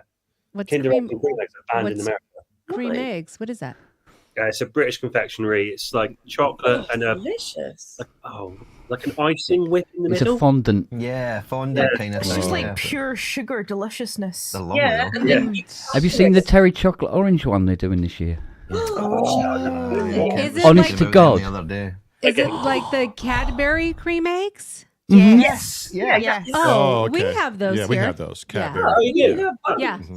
We have Cadbury cream eggs. Anyway, I don't think it's yeah, Kinder Eggs. I bought a box of them just for us to share, whenever, and he's hidden them in the house. And I found 2 so far. I don't know. Wait, you hid Just the an individual. early egg hunt then, isn't it? Hey. You hid the individual eggs around the house? Yeah. That's How hilarious. I process my anger is, I don't know, I just kind of push my anger over to Leo. He can't even say it. Like there's so much better when she's angry. Oh God, you two are crazy. I'm gonna use that tampon trick though. Yeah, Wow. no, honestly, Yeah. it's pretty good. It's Um, brilliant. It would just make you mad. No, no. Yeah, yeah, Will. Yeah, Will. I wouldn't advise it. What Why not Amazon driver? Oh, shush. What about you, Scott? How did you get back from the red and back to the good? You know something? We very seldom fall out, really. You're not in the red very often. Yeah, we're not in the red very often, but when we do, we tend not to fall asleep before it's sorted out. That's one thing I've noticed is Definitely. it's Right. never really go to But sleep on an likewise, argument. just walking in and calling each other a dickhead often Yeah. works. We had a thing over here. I don't know whether you get that in the States, but it's a thing called Goggle Box. I don't know what that is. Well, you know Dom and Whatever Yeah, Mary. posh name is. yeah. Well, there was one of the episodes on that when this, just to put a bit of context on it to Lamont and Marilyn, these two own a hotel and they're legitimate hotel owners, but Gogglebox is basically just various different people watching TV. And us And the watching them show watch is them. TV. Basically giving a response to this TV program. It sounds really Sounds odd, but it's crap actually when you very say good. It's It's so shite. weird. But It it's does very sound funny crap, but- because they're all very good characters that are in it. And this two that own this hotel are very hoity-toity and speak, hello, darling, kind of very posh like this. And there was one of the shows when Dom gets up to go and they've got like a little mini bar behind their sofa and he gets up behind his posh wife and says, would you like one for the road, darling? And she's like, yes. And he was like, what would you like? Vodka and Red Bull or a what was it? Or a Bailey's, wasn't it? And she was like, well, it depends. And he's like, why? She says, well, if you're going to get fresh in bed, I'll have a vodka and Red Bull to keep me awake. If you're not, I'll just have a Bailey's. And he went, Bailey's it is. And she was like, she then replied back in this really posh accent going, dick. And he went, tit. And that was it. That was the conversation over. So now when me and Shona have a fallout, I'll walk out of the kitchen and go, dick. And she'll go, tit. And then we both just burst out laughing and it's usually over. Every time. Oh, yeah. And that's our way of getting out of it. We tend not to go to bed on a fallout ever. Yeah. Right. Yeah, that's my huge pet peeve. Yeah. Going to sleep angry. That's the yeah. worst. Come here. Mainly because we've known a lot of couples whose spouse never woke up. Well, there's one as well. Yeah. Yeah. So that is just like scary to me. Perfectly Yeah, healthy well, people. Yeah. Yeah. Yeah, we know too many people that experience Yep. that. Yeah. Yeah, it's interesting what couples do to each other mentally and physically. And do you still fight with Fiona, or is that something that's old news now? Never fight with Fiona. No? No. We tend to shout and scream at each other. I'll say something deeply offensive to her that makes her laugh. And that's it. No, honest to God. I mean, case in point, today, Jesus. Just imagine that. Only today. It's like, Yeah, shut up, there your we go. fanny's stinking. In the kitchen we got one of those those cooker taps. No, the cooker taps. No. Yes. The boiling hot Push water. it down that twice, comes out turn the it tap. instant boiling hot Oh, water. okay. So you can make a cup of make a coffee or a tea with it. And Yeah. you just go boom, boom, boom, like that. Thanks. Well, it packed up yesterday, and it wouldn't heat up. So I said, Fiona goes, the tap's not working. I said, well, we'll have a look on YouTube and see. Go to the site and see if there's anything we can do about it. Reset it or something like that. And she comes back and she goes, it has to be taken apart, and we're going to have to put Calgon in it, and we're going to have to descale it, and we're going to have to do this, that, and the other. I went, okay. I said, when are we doing this? And she goes, tomorrow. And I go, what, when you get out of bed? She went, yeah. I went, okay then. So about her Royal Highness gets her ass out of bed, and we get all the stuff out from under the sink, and we start taking this thing apart, and she's watching this video of this German guy who can barely speak English explaining how to take this thing apart. And it's really not good because his English was really, really bad, and she's having to play it back again and play it back again, and then show me bits like that and turn the iPad round and all that. And I'm going. I said, look, please, just turn off the iPad. I said, it's just confusing the hell out of things. I said, if I follow that, I'll be goose stepping up and down the kitchen in a minute.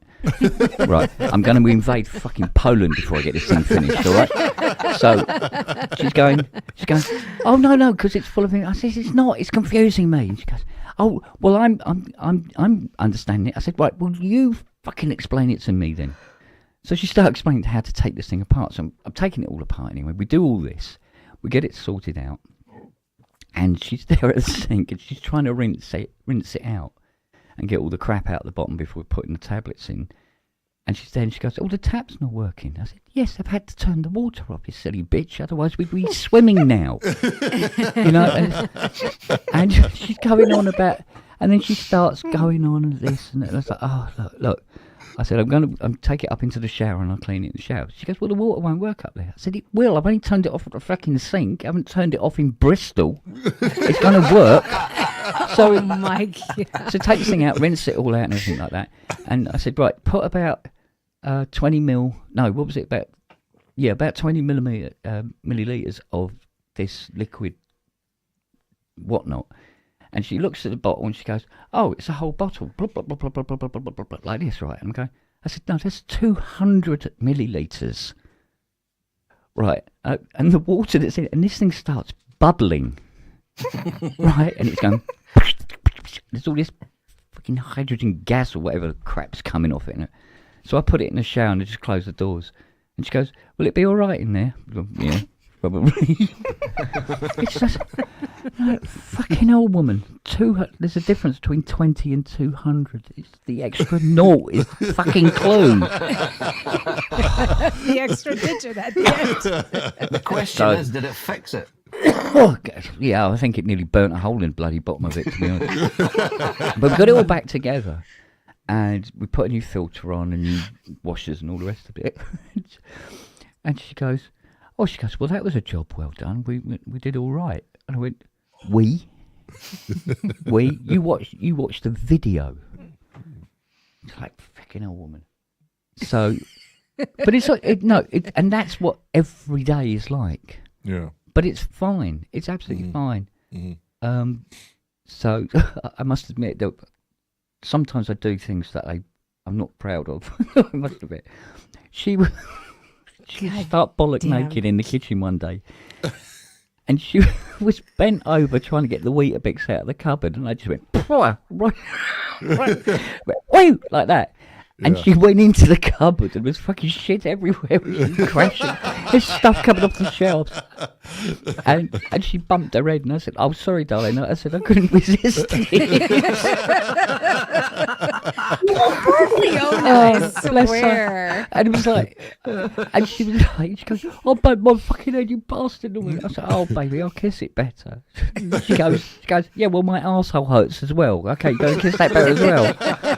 If Chris And is that's our still in, life. that is a proper rim shot. Exactly. Yeah. Yeah, I got it right on the metal bit. So, but that's what our life's like. But we don't. There's no animosity. There's no anger. It never enters into it. Yeah. No matter what, because being angry with somebody is a waste of time. That really is, yeah. Yeah. And I mean, we have this game where we try to think of the most offensive thing to say to each other, and what it does is it clears the way, because you can't then have an argument with them because you've already gone well beyond the realms of any normal argument. You've already done it. Yeah. So it ends up there's no point. I mean, I'm constantly making jokes about I go, well, I'm going to phone Dixons and see if they can come over and move your arse out of the way and that kind of thing. You know what I mean? Right. And I think they got a bulldozer and all this sort of thing. Oh my God. And she said to me, she goes, God, you're so thin, I couldn't even use a decent dildo. So, she goes, Oh my God. I think I've seen more meat on an onion and all this sort of thing, right?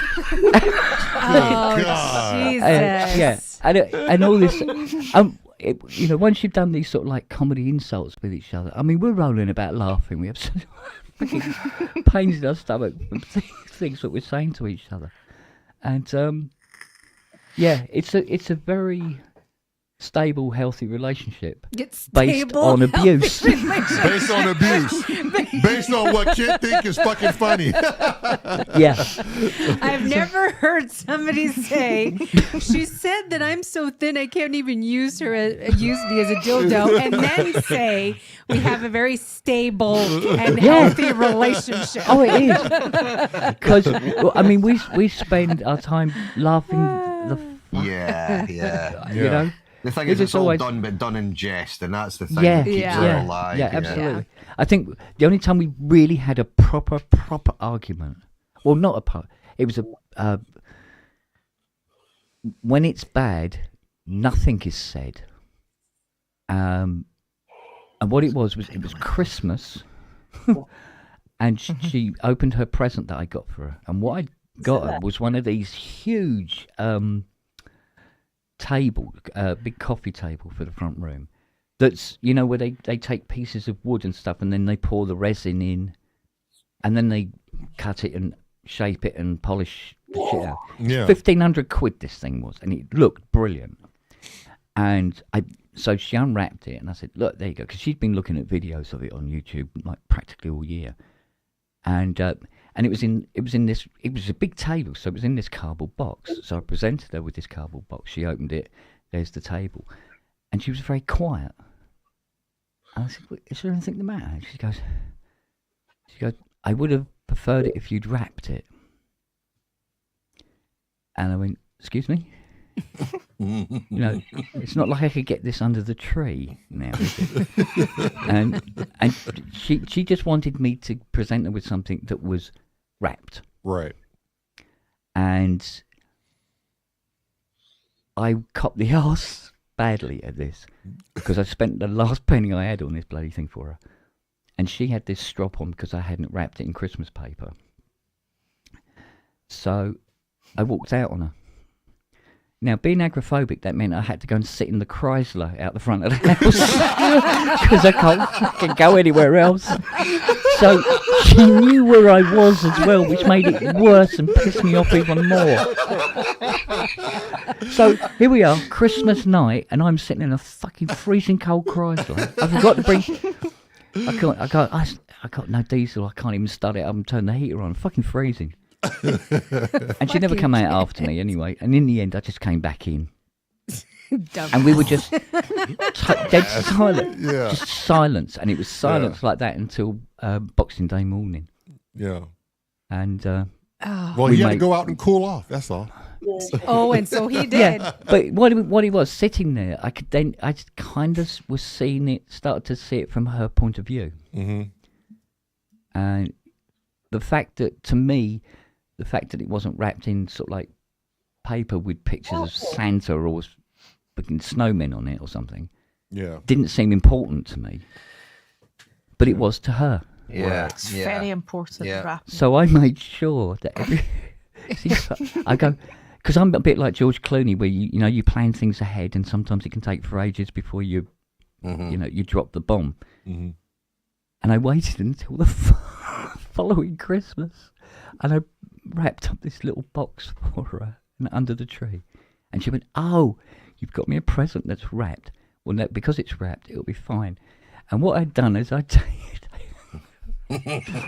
my Here we go. That's the kind of thing I would do. I just took a selection of dog shits out of the back garden and put them in a cardboard box. I wouldn't go that far. Oh No, my god. And she, but then she went, "Oh," I go, "What? Don't like the wrapping paper?" She got me back the following year, though. Oh God, did she get me back? Oh, what did she do? I gotta hear this. Oh no, it's awful. No. Dog shit in a box isn't awful. Yeah. Sticking your finger in your wife's asshole while she's bent over No, it wasn't her ass. isn't. Oh. Oh, Okay, hello. well, the other one. Oh, well, No, if I shit. did it in her ass, she wouldn't have jumped as much. Yeah.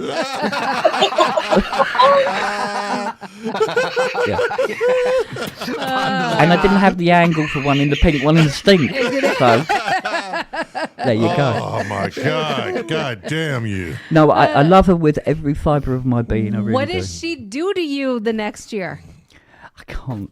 Yes, you can. Okay, fine. Get Fiona. She'll tell us. Go get Fiona. Clearly, I it's don't think couples even night. Fiona. I don't think even Fiona would say it. No, let's just say it wasn't pleasant. I want to know now. Does she like? No, I'm trying to think of like the worst thing that she could do. Shit, the worst thing you could do is box up dog shit and wrap it to somebody. No. Clearly, It's quite bad. She waited until he was bending in the kitchen cupboard and went. wait. Did she like trick you in eating dog shit? Oh.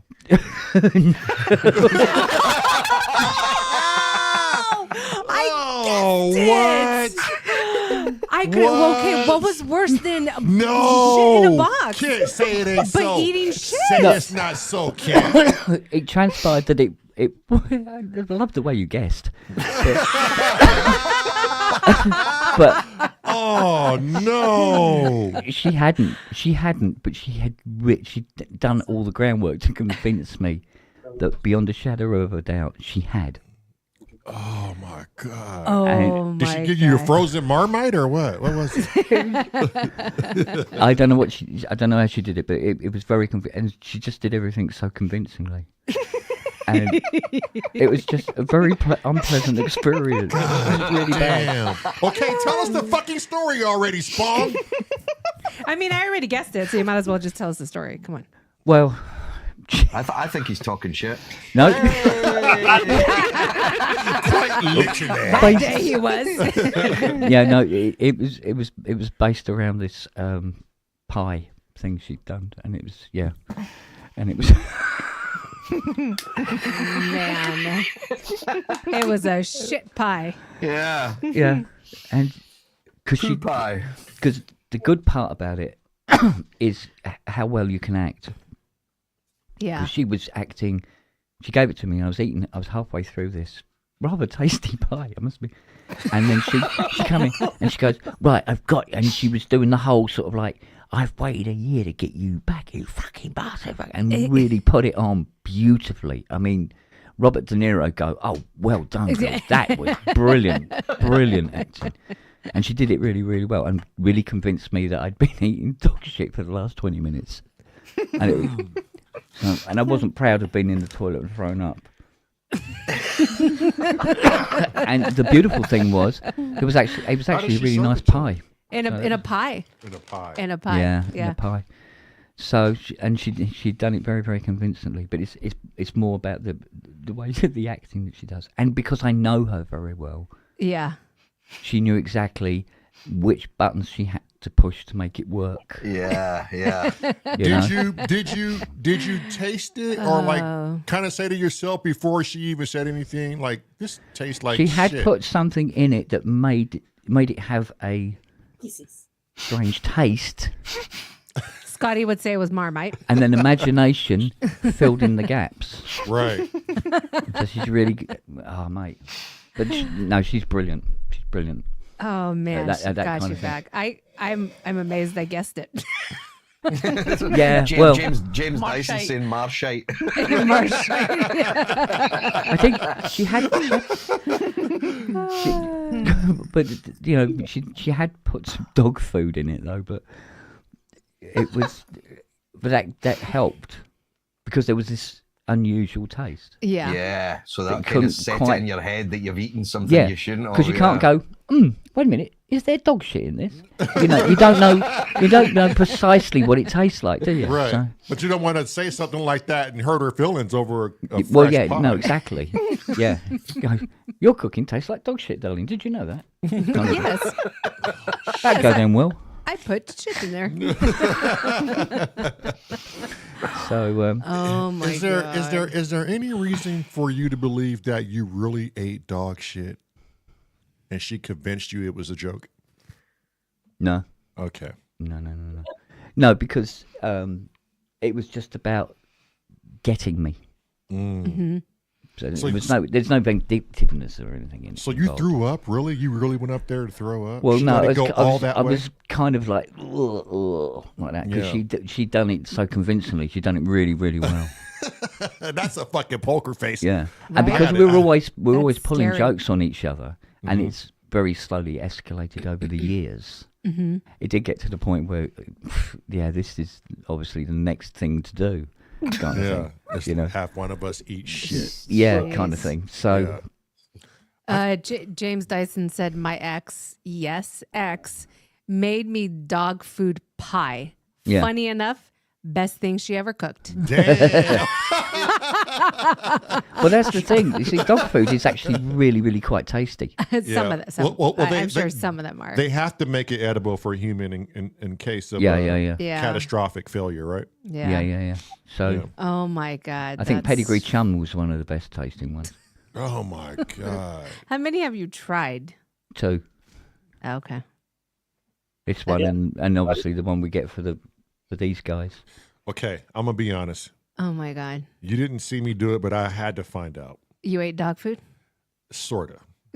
Dog biscuits. Yes. you- Oh, I've dog done that. biscuits I've are had a lovely. Yeah, I've The- had a Yeah, dog I've had biscuit. a I used to biscuit. actually the multicoloured ones that you get, the sort of dry biscuits. Mm-hmm.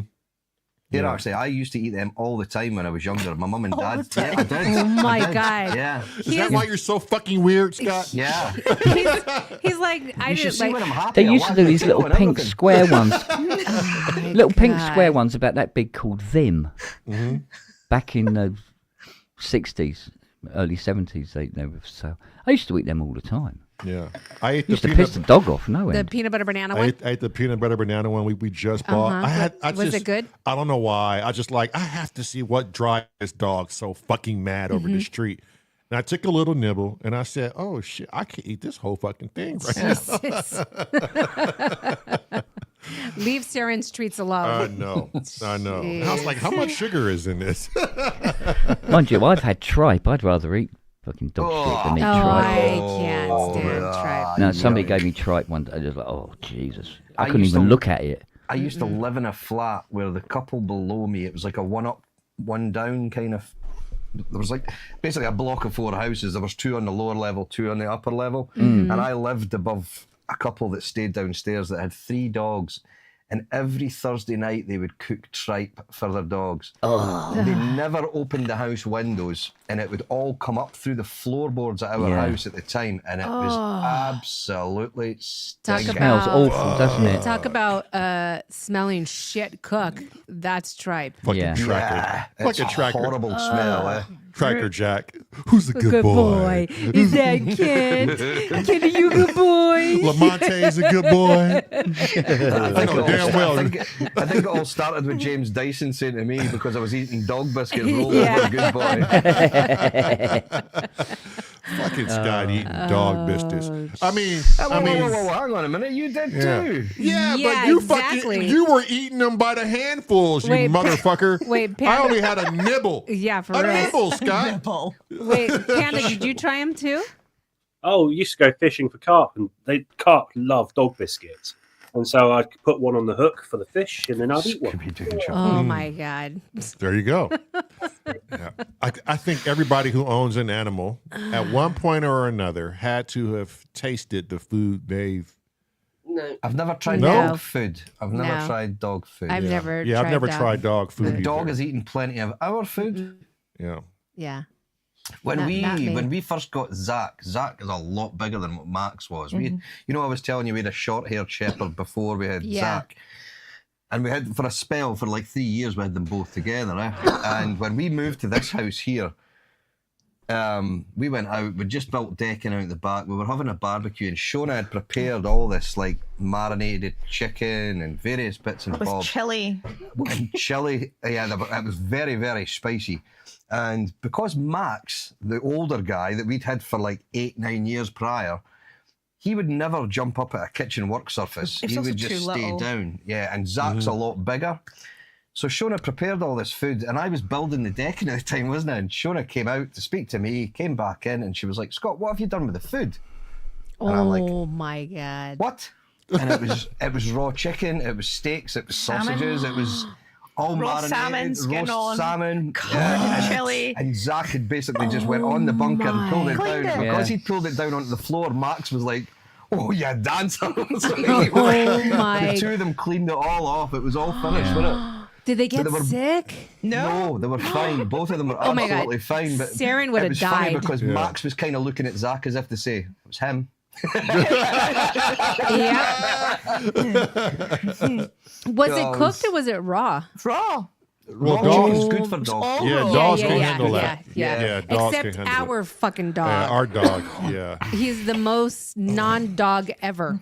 If you give him anything outside of what he eats right now, it rips his gut apart, and he's stuck outside for at least Really?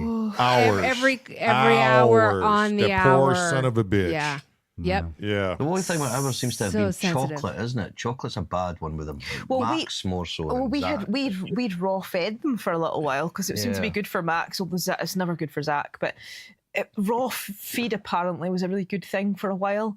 So we were feeding that to Max, And it and you helped it weren't loads. really supposed to give them any like dog treats alongside it. So Yeah. we never did because Max loved carrots. So Max ate carrots in his raw food, and we kind of just brought Zach up to do the same thing. And I went to my parents, and but their friends had come round, and I knew we had both dogs, so of course wanted to buy them treats. And of course it's just the shit you buy off the shelf, so it's awful Yeah. for them and exactly what you're told not to give them when they're on raw feed.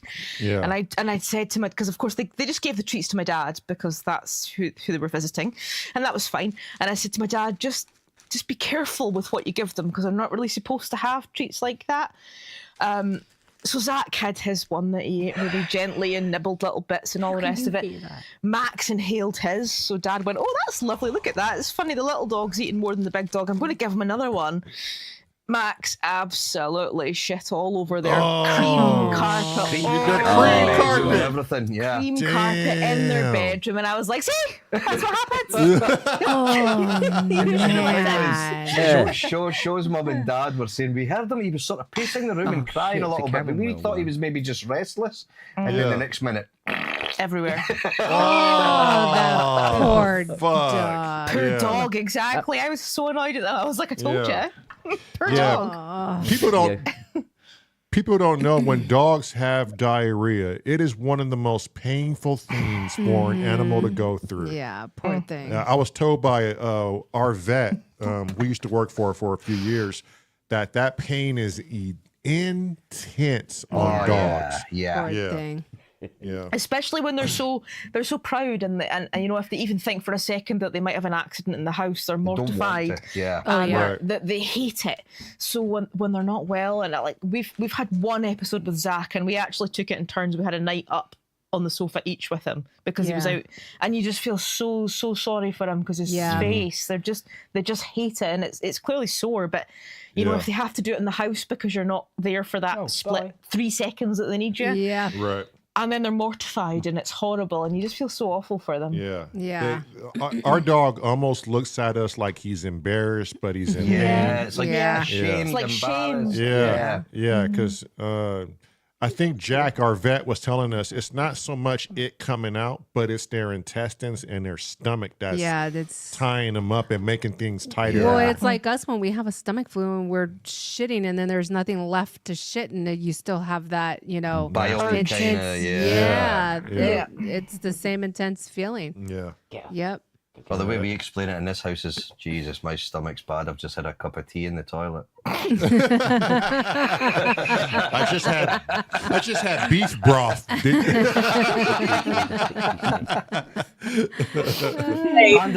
Panda drinks dark beer. He must have beef broth every day. Yeah. Let's wait one and then you can see who the longest bumblebee. Oh God.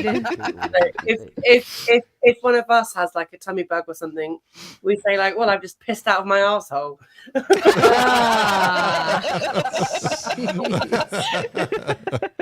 You're an ass pisser, are you? Yeah. Yeah. Yeah, I feel bad for Yeah. Sarah and when he's sick and has Yeah, to. it's not Yeah, nice. it's not not nice. nice at all. Yeah. Have you gotten to the point? Have any one of you gotten to the point where you can now take a shit in front of your significant other? Oh, yeah. Jesus. God, Even on the kitchen floor. Yeah. Yeah. I guess that was the easy one. Shit. Maybe this episode shouldn't be chatting with the Dixons. It's like Crazy Rabbit said, chatting with the Dixons. Talking shit with the Dixons. Yeah. Oh man. Yeah. When was Well, that? it was quite funny when me and Shona first met because she came back to the house that I was living in back in the village where I stayed before we moved here. And me trying to be the perfect gentleman, I'm thinking, Jesus, I'm dying of fart. So I says, excuse me a minute. And I stood outside. Now, unknown to me at the time, Shona's got IBS, right? So she's thinking, fuck, this guy doesn't fart in the house. And she's panicking because she was like, I need to fart. And if he's not going to let me fart in the house, this just ain't going to work.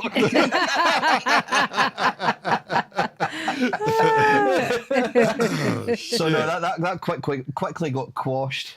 Yeah. When she let out the biggest ripper and actually put me to shame, and I thought, holy frickin' hell. Yeah. The queen. Yeah. How much? Scotty said, I found my queen. I found my queen. Exactly. Yeah.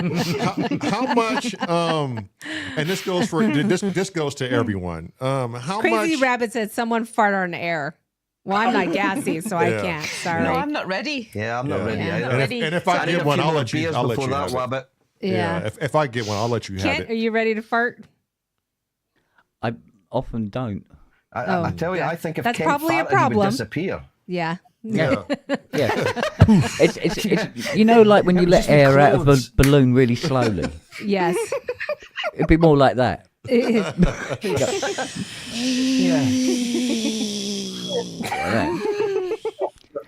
Yeah. And you just see me shrinking looking- and shriveling away. Yeah, it'd just be like the Wicked Witch of the West. The worst farts ever are dog farts. Yeah. Oh my God, I want to pass out, throw up. They're talking about you, Nelly. Yeah. God, God, she could take paint off. Oh, mate. Oh, Look shit. at like, She's coming over she's wagging like, her what? tail. What'd you say, Dad? Behind you now. Yeah. Honest to God, you need to get paint off a bit of wood. Just put a match to her ass. And it's done. Oh, Becky's mate. got a point, actually. Cat farts are pretty damn bad as well. eh? Really? Oh, Oh, Yeah. well, we've never owned a cat, so Yeah, I don't know. No. We can't. We can't. Even if we wanted a cat, we can't we own a can't cat. own one. He'll rip the house apart Yeah. and try to kill that Yeah, thing. Sarah and But Wood. our dog is so fucking nasty. Every time he farts, he gets into this cinnamon roll like curl, Yeah, we call him a and he'll fart cinnamon and roll. stick his nose right up his ass and leave it there. and smell it and like he's inhale so just- proud. I'm like, you So nasty proud motherfucker. of it.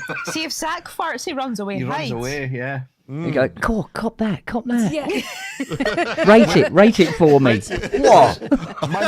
My mum and dad, my mum and dad had a lasso apsu for a lot of years. He was like, Cody was 13 when he passed. He passed about 3 or 4 years ago. But you could sit in their living room and just go, and he could be sound asleep, and if you made that noise, he would jump up, sniff his own arse, and sprint. and it was my party piece. Yeah, instantly, he would think it was himself, and I couldn't help myself. When we went in there, as soon as he fell asleep, I would just go. And he'd just go. Wow. He's like, damn, it was me. Not even he likes the farts. God. Yours don't stink, do they? They smell of flowers, don't they? Yours. Look at her. She's like, do you have more chocolate? And this is this question is for the first time you guys met your significant other. I'm curious as to how much Kent met Fiona. How much of yourself in your first week of meeting, how much of yourself did you lock up in the box and go, I'm not going to fuck this up and I'm not going to tell her about these things that I do? All of it.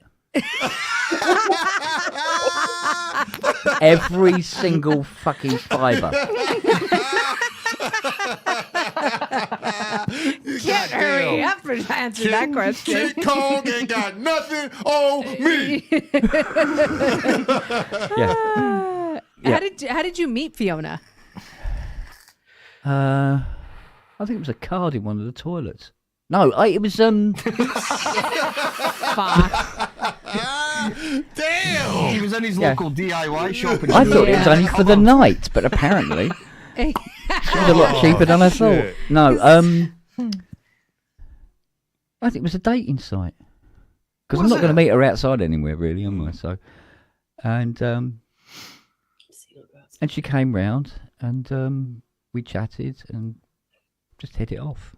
And she never left. Yeah. That literally exactly sounds like you and I. But where's there? Well, hold on. Before we get to us, because we're crazy. Yeah, we are. But okay, Kent, there had to been some things where you just go, for anybody you meet for the first time, I'm not gonna immediately come out with these X amount of things, and I'm sure that's for the same for Scott and Panda. James Dyson said, I just hand him, quote unquote, the file in the first week. That motherfucker's crazy. Y'all know James is crazy as fuck, right? Takes her to the bedroom, shows her the bed covered in scents, and says, that little space is yours. Unless the dog's there. Right. Yeah. Oh, man. Yeah. But was it something that you were like, okay, I'm just not going to do that right away? And it goes for the ladies, too. Yeah, I feel like when Sam and I, we met online and we sort of like messaged for a few days and then we swapped phone numbers and then we were talking on the phone for about a week. And like... Oh, and then I set my house on fire. Yeah, but... Oh, Jesus. But like, there was one conversation, it was like a video chat on Skype and it was like 10 hours or something. Wasn't it? Something like that? Did you have a night one? No, that was another one. And then there was another day where I was working a night shift and he stayed up till 6 a.m. and we just constantly texting back and forth the whole night. So we really, really, really got to know each other before we even met. Right. I think because you don't know this person, you've never met. I think for me, it was quite easy to just sort of put your guard down a little bit. And also I was sort of at a time of life where I was just like, I don't play games. This is what it is. If you don't like it, fuck off. And so I was just very much all cards on the table.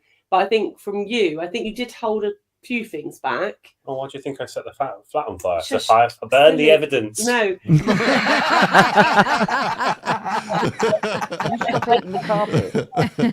I think you did hold a few cards close to your chest, but that's because your previous relationship, you've been burnt really bad, and so obviously you were just protecting yourself and stuff. Mm-hmm. Well, yeah, she was a fucking psycho. She really was. But so we talked for about a week, and then we had our first date on a Saturday, and then on the Tuesday afterwards, Sam's flat burnt down, and he came to stay with me on a Thursday. So we'd met twice at that point. He came to stay at my house, and he ended up staying for 3 weeks, and 5 years later we were getting married. Damn. That's lovely. I Yeah. love that. So That's Sam cool. moved in with It's a you. very good basically. story, yeah. He So burnt you his flat. moved in. I Didn't just move in. no, all my stuff was in storage, all the stuff I could salvage. So you're sort of staying between mine and your mum's house. And Have you told us since that you actually deliberately burnt your flat down? Have you told her yet that you deliberately burnt the flat down? Not yet, no. Well, I haven't owned up to that yet. No, you didn't. Oh, shit. From IKEA, the batteries exploded. Yeah. What about you, Shona? Myself, I think. Oh, that's they're asking you now. Sorry, Sorry, our I've headphones have unplugged just myself. popped out. Oh, Oh, I okay. was there, wasn't I? Oh, Just into that one. There you go, you're back now. What about you, Shaw? You back? You hearing everyone? I don't know because they're okay, waiting for me to testing, speak. testing, Oh, testing. there we go. I Testing, can hear you now. yeah. Okay, yeah. Okay. There you No, you're supposed to go. go. Yeah. Yeah, Norman Collier. I don't know what the question was. The question was Oh when my we God, met, fucking people and what not did paying you hide attention. from me? Sorry, I know. Sorry, miss. Sorry. I don't know if it was the same question or if there was a new No, same one. I'm fucking with you. Same Sorry. Apart from my windiness, I wanted to hide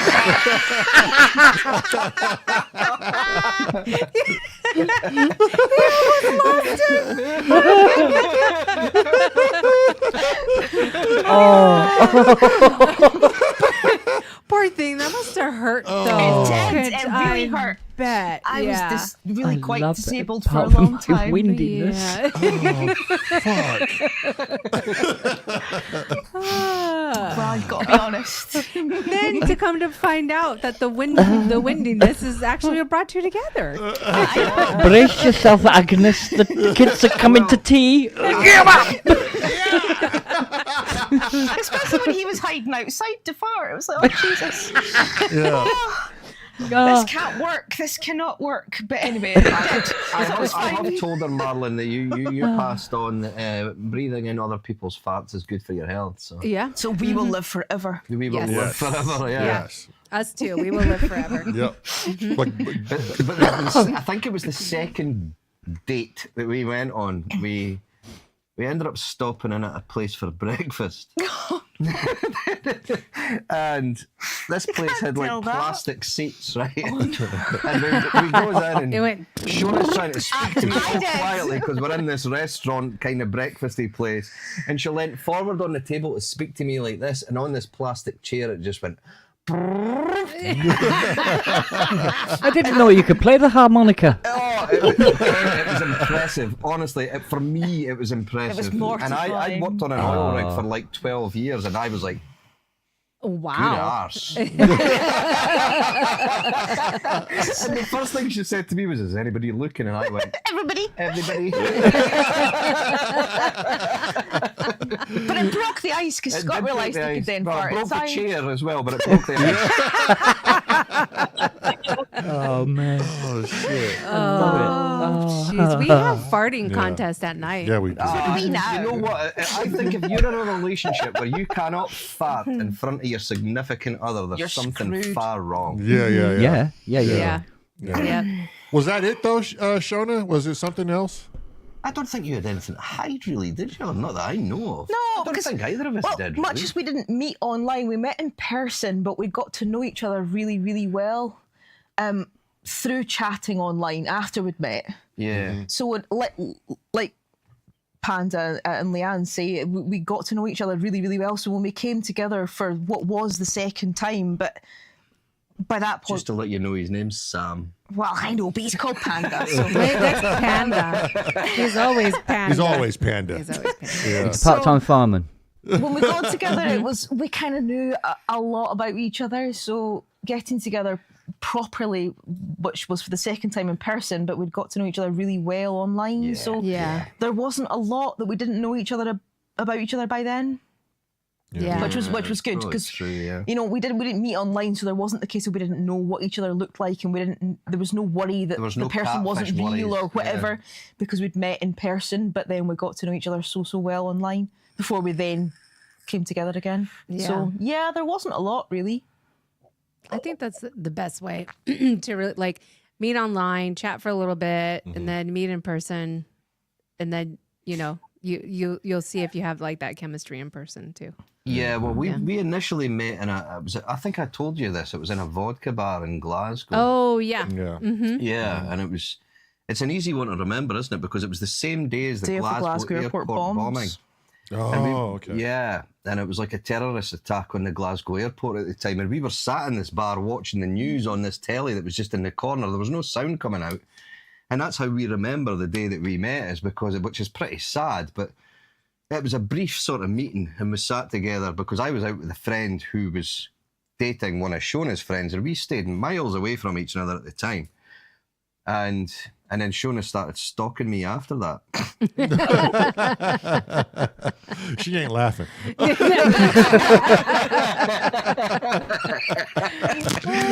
no, it was, you know when you meet someone and the two of you just kind of click, and it was obvious at the time.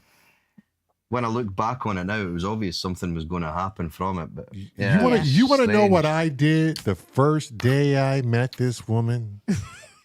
And I regret it. I really do. Was she bending in a cupboard?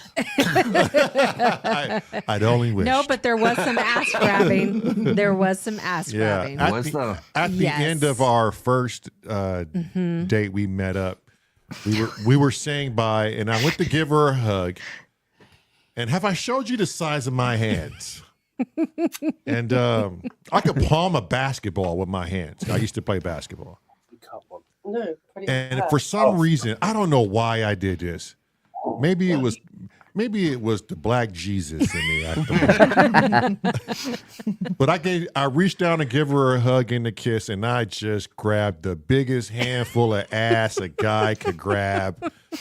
And she just looked at me. And the way she looked at me, it instantly told me, you fucked up. That's my boy, Lamont. Thank you, Black Jesus. And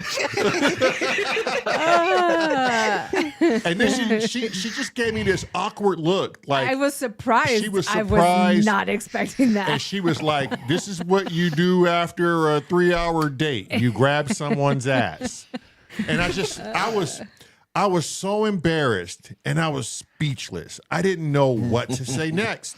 So I looked at my keys, and I said, I got to go.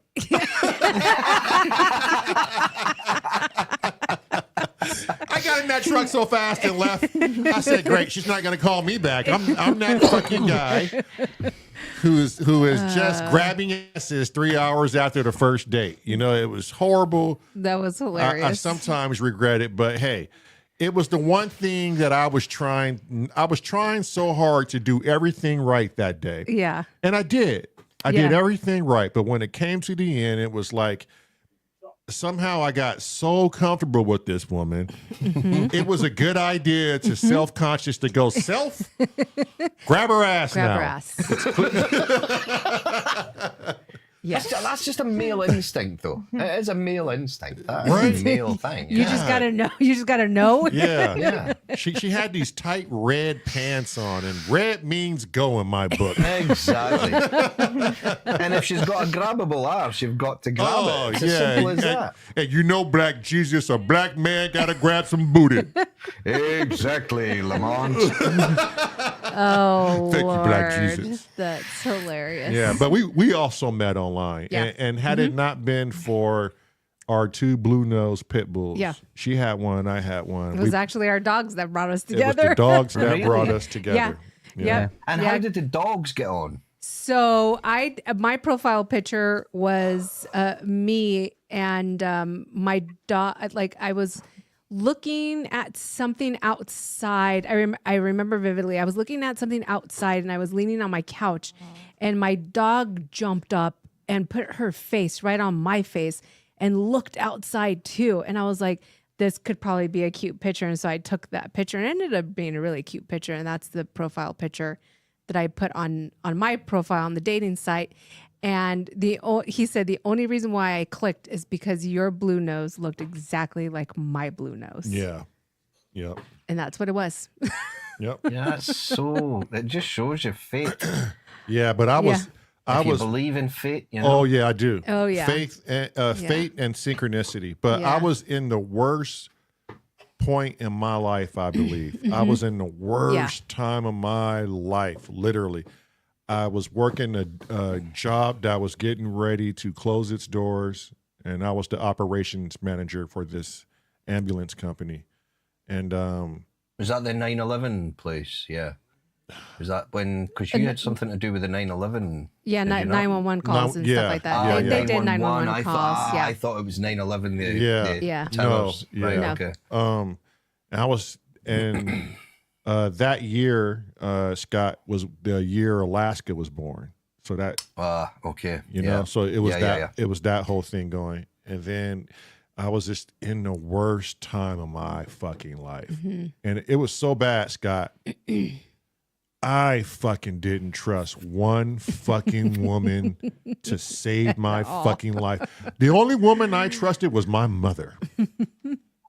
I was exactly the same. And it enough. showed. Yeah. It fucking, I despised women. I should have been gay, actually, but I didn't go that route. I thought you were. Right? I didn't. I was close, but I sorry, couldn't get myself to go Lamar. there. That's Lamar. No, that's Lamar. And Cornish. He Yeah, loves Lamar. cuddling. It's the Cornish. funny mincy walk that makes you think that, though, isn't it? Yeah. But it's funny, like that day that we first met, like our first date, I knew I was going to marry him. Right, here's a question for MARELYN. When he grabbed your ass, what did you really think? Now that you can be honest with him, were you like, fucking hell, that was What nice? did you think? I never asked you that. You did, and I? I told you, I was like, what? When you did that, I thought to myself, he's hooked. Another brother down. My magic charm has worked. He's under the spell, and it only took 2 fucking hours. So, this was the easiest one yet. God damn, baby. But I mean, for me, that solidified that he found me attractive as I found him attractive. So I was like, oh yeah, we're good to go. Let's go. And literally, I think so. After that date, we spent maybe that weekend apart because he was going on a trip with his mom and his kids somewhere, and it was the weekend trip. And then that very following, like Monday or Tuesday, is when him and Trayvon went to this bar and got shit-faced drunk, and he couldn't drive, and so then I had to go rescue him, drive almost an hour to go get his crazy ass. But from that moment on, we never separated. We were together from that moment on. And it's been like that since. And it's been like that ever since. since. And that Amazing. was 2015 is when we met. But like when I said I was in the worst time of my life, I literally was. I didn't know what I wanted to do. We were both in California at the time. Yeah. I desperately was trying to get away from my problems in California. And I was over California too. she was I over just it too. So done. We with only that known place. each other for like a month or two at this point. Maybe 3 months. Probably 3 months. Yeah. And she was like, what do you want to do with your life? I was like, I want to be a blacksmith farrier. I want to start my own business and get into the lameness practice. And she said, let's go do that. And I said, well, I just don't want to be in California. I want to leave this state. And she goes, I want to leave this state too. Now, take in mind. Studio 8 FX said, that booty closed the deal. That booty closed the deal. It closed the deal. Now, take in mind. Okay. 1 week before we had this conversation that we were going to leave the state of California, I went with her on a job interview. Oh, yeah. For the LA Philharmonic accountant position. If you don't know what the LA Philharmonic is, look it up. Panda probably knows what it is. And they were Me too. They were going to hire her for an outrageous amount of money, right? It was literally, she should have taken the fucking job. But she knew how bad I was going to, how bad I wanted to leave the state. And I was going to find a way. I was actually going to go stay with a friend, Sean, and We did think in Camas, Washington. Yeah, we did think about me taking that job though, because we were like, okay, the location where it's at, where I would have to drive from. We were like, we would have to move into that area because the drive would be just ridiculous. It would be like a 3-hour drive going to work. And it's not because it was the distance. Yeah. It was just because of the traffic. And and then we just thought about the quality of life there. Over the money. Over the money. And it wasn't going to make us any happier. Yeah, no. And so we bounced out of California, moved to Wyoming, which was the best decision my brother could have came up with. It taught us a lot about the farrier world, and it literally, we were forced to, because we were going to go move to Oregon. Yeah. But it forced us to really figure out what we were doing and educate ourselves faster than we thought we could. And he then became a cop out there in Wyoming, and that's his story. But we got out, and we didn't have anyone but each other. And so here you have two people that hardly know each other for 3 months. They left the state that they were born and raised, and we left together with no family. We literally had to depend on each other. Yeah. And that's what really tested the time right there, was this woman is for me and I'm for her. But even 2 years after we've known each other and we're living together, I still didn't trust her. I still had trust issues. I still felt like she was out to fucking get me. But maybe the 3rd year, I kind of proposed to her in a weird way. Yeah. And so that was all over. I just told her, let's just sign these papers. Didn't even give her a proper wedding. So we're going to go back and actually do a wedding once we get on our feet here again. And yeah, like she said, we just never look back. And our life has been like Scott's song last night. It has literally been a roller coaster.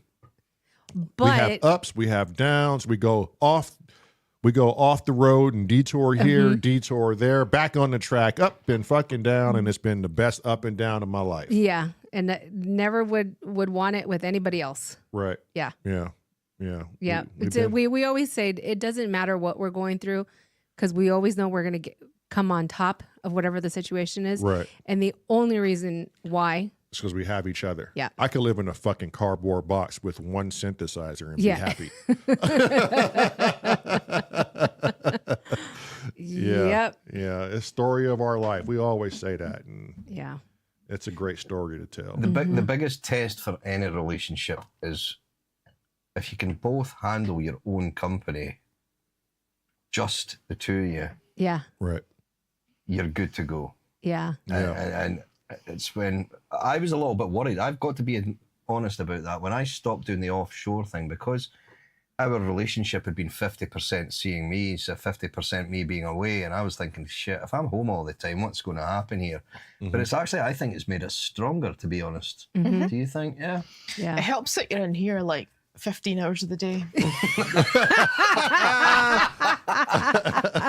Panda, you come on, mate. You've got to come in here and stand up for me with that. That's fucking nonsense, eh? All right, I'm dealing with this rotor issue. This what A issue? rotor issue. Closer. Yeah, so Or someone's just put me on a show up the road, and I'm like, I can't do that. I'm down the other venue. I can't teleport. Ah, right, okay. I'll leave you to it just now. Yeah. But that was like us when we were running the farrier business in Washington, and it was around COVID time and stuff like that. We would have clients. We actually talked about this last night, right before we went to sleep, how we were so amazed on how people were like, you guys work together and you're married. Oh my God. And you're still together. And we were just floored at how many times people would say that to us. You know how many people were like, fuck, I live with this person.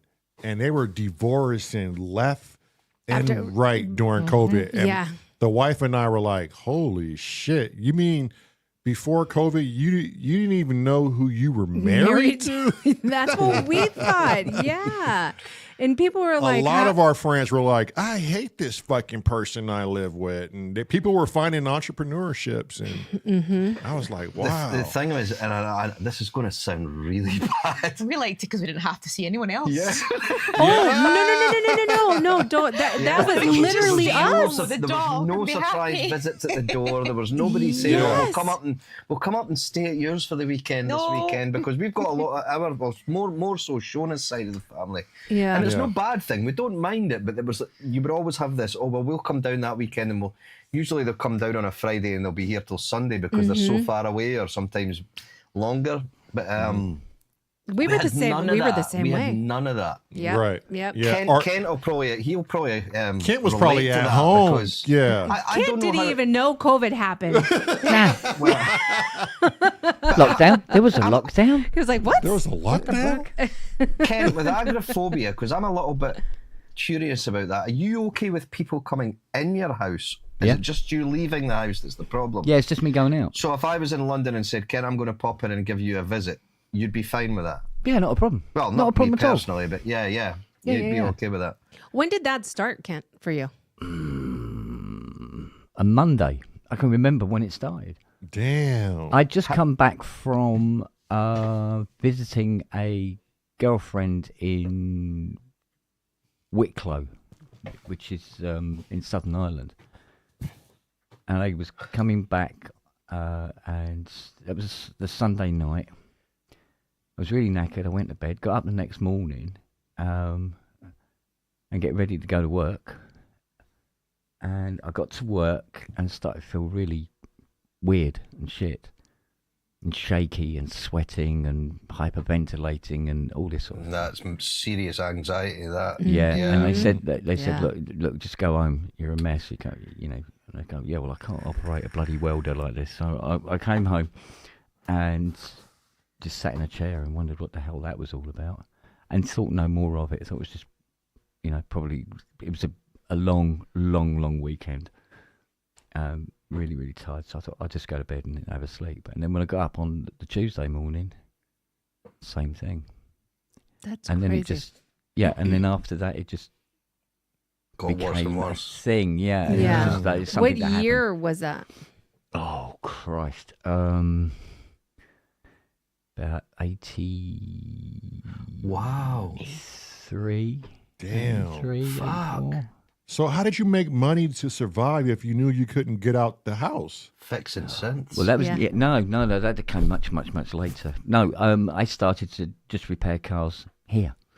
So people would bring their cars. Oh, yeah, round. you were a panel beater first. Yeah, weren't you? so I put forgot new about wings that, and stuff on and get them. Couldn't do the spraying because that was asking too much. You'd have the council around in no time. But doing repairs, detailing and stuff like that, and it earned a few quid. So because my mum was a mess after my dad died, which was 74. And you don't know exactly like what may What have caused it, triggered. yeah. What was there? Do you know what?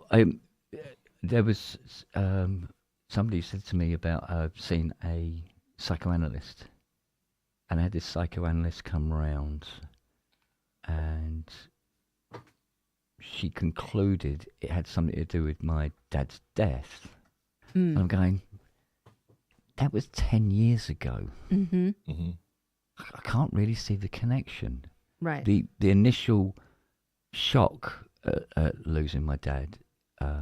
Like, was why is that over happening and done now? with? Yeah, Yeah. it was over and done with. Do you know what I mean? Yeah, that's what Yeah. you think, though. Yeah. Yeah, There's a and lot of things that you sort of keep in the back of your head. yeah, you don't exactly. even realise But that you're I doing didn't. it, I didn't Ken, dispel it, but somehow deep down I knew that wasn't the trigger. the primary reason, Yeah.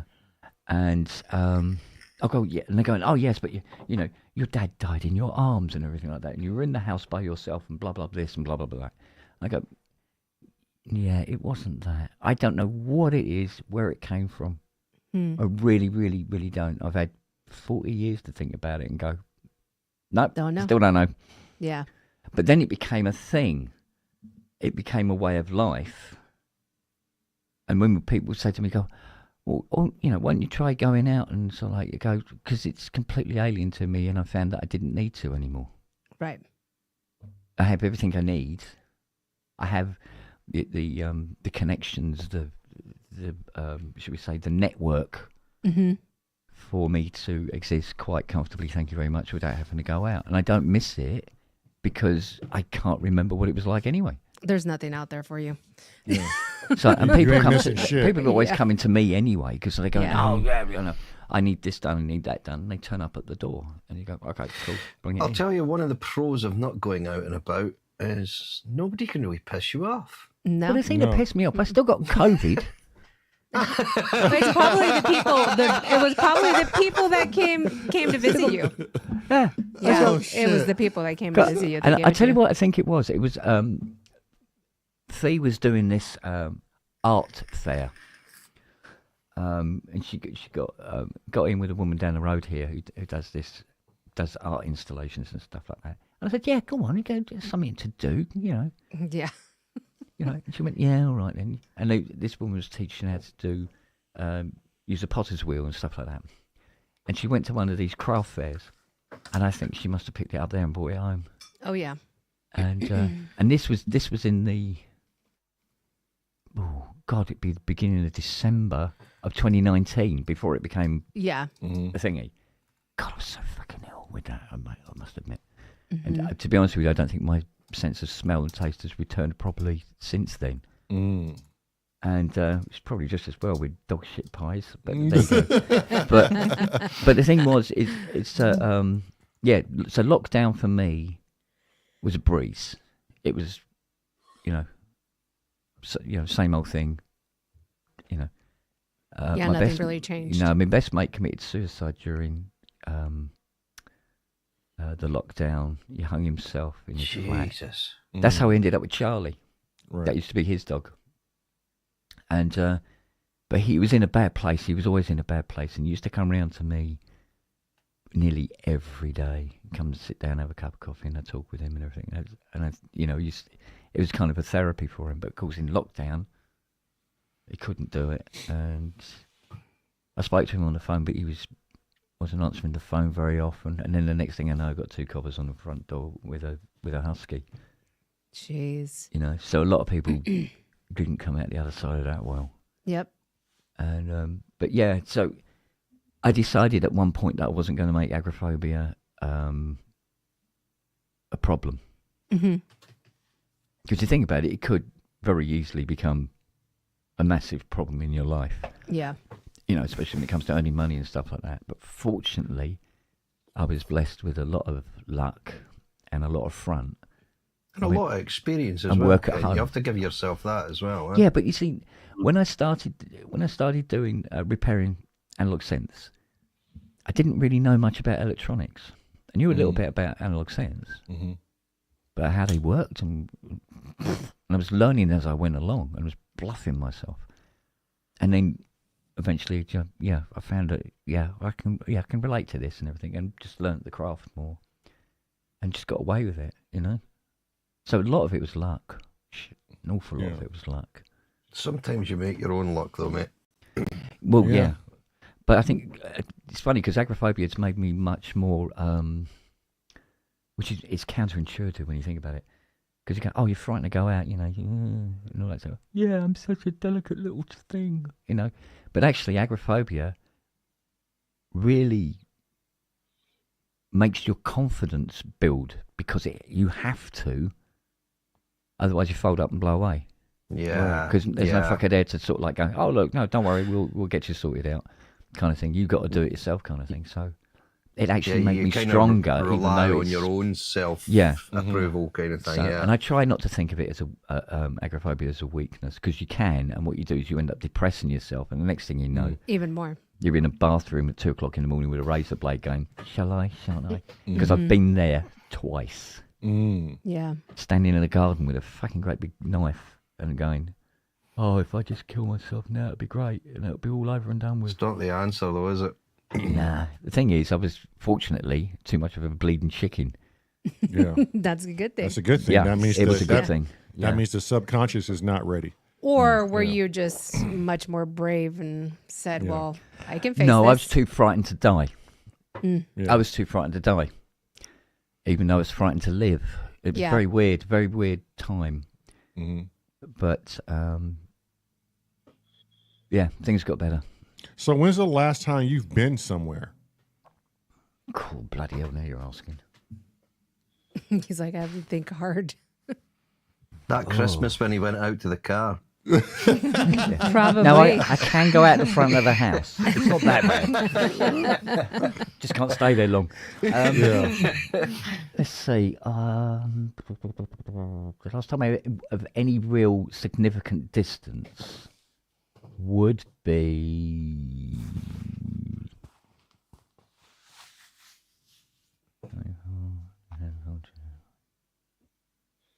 Yeah, about 40 years ago. 40 years ago? Yeah. Wow. Yeah. How would you respond or react if there was like a medical emergency? You know, if you had to go to the hospital, or you cut yourself pretty bad or stuff. Would you be able to kind of do like a mind over matter thing there? No. Yeah, it's just put a plaster on it. I'll be all right. Yeah, seriously. Yeah. I couldn't get to a hospital if my life depended on it. What about if you were unconscious and they took you to hospital and then you woke up there? That freaked the shit out of me. And they'd be coming back very, very quickly. I'd probably steal an ambulance. Yeah, I don't think that'd probably be a good idea if somebody did that. Or I'd be on a gurney with a rope, with a fucking stick. I'm going home, mate. Yeah. Yeah, so shit like that. Nah. So, The been brain's lucky. a funny old thing, eh? It's a strange, complex beast of a muscle, the brain. Is it a muscle? Oh, yeah. Yeah. Yeah, it's yeah, a well, I muscle. mean, like Rag says, I've been down the shops. Yeah, I can go down the shops, but literally, you could spit and hit the shops. Right, okay. Yeah. You know, Yeah. it's. I can see them from here, but I won't walk. I have to go in a car. Wow. Right, okay. Because if I get an attack, I can come back quickly. Yeah. Yeah. Hence the Mustang. Because that comes back very quickly. Fast and furious and shit. Very, very quickly, yeah. Yeah. Yeah. Unless you have to get the cover off it in the wind, then it takes a little bit of time to get that off. And then it Yeah. takes Kent away. Yeah. But I love the You irony. just see this dildo fly past the house on a parachute.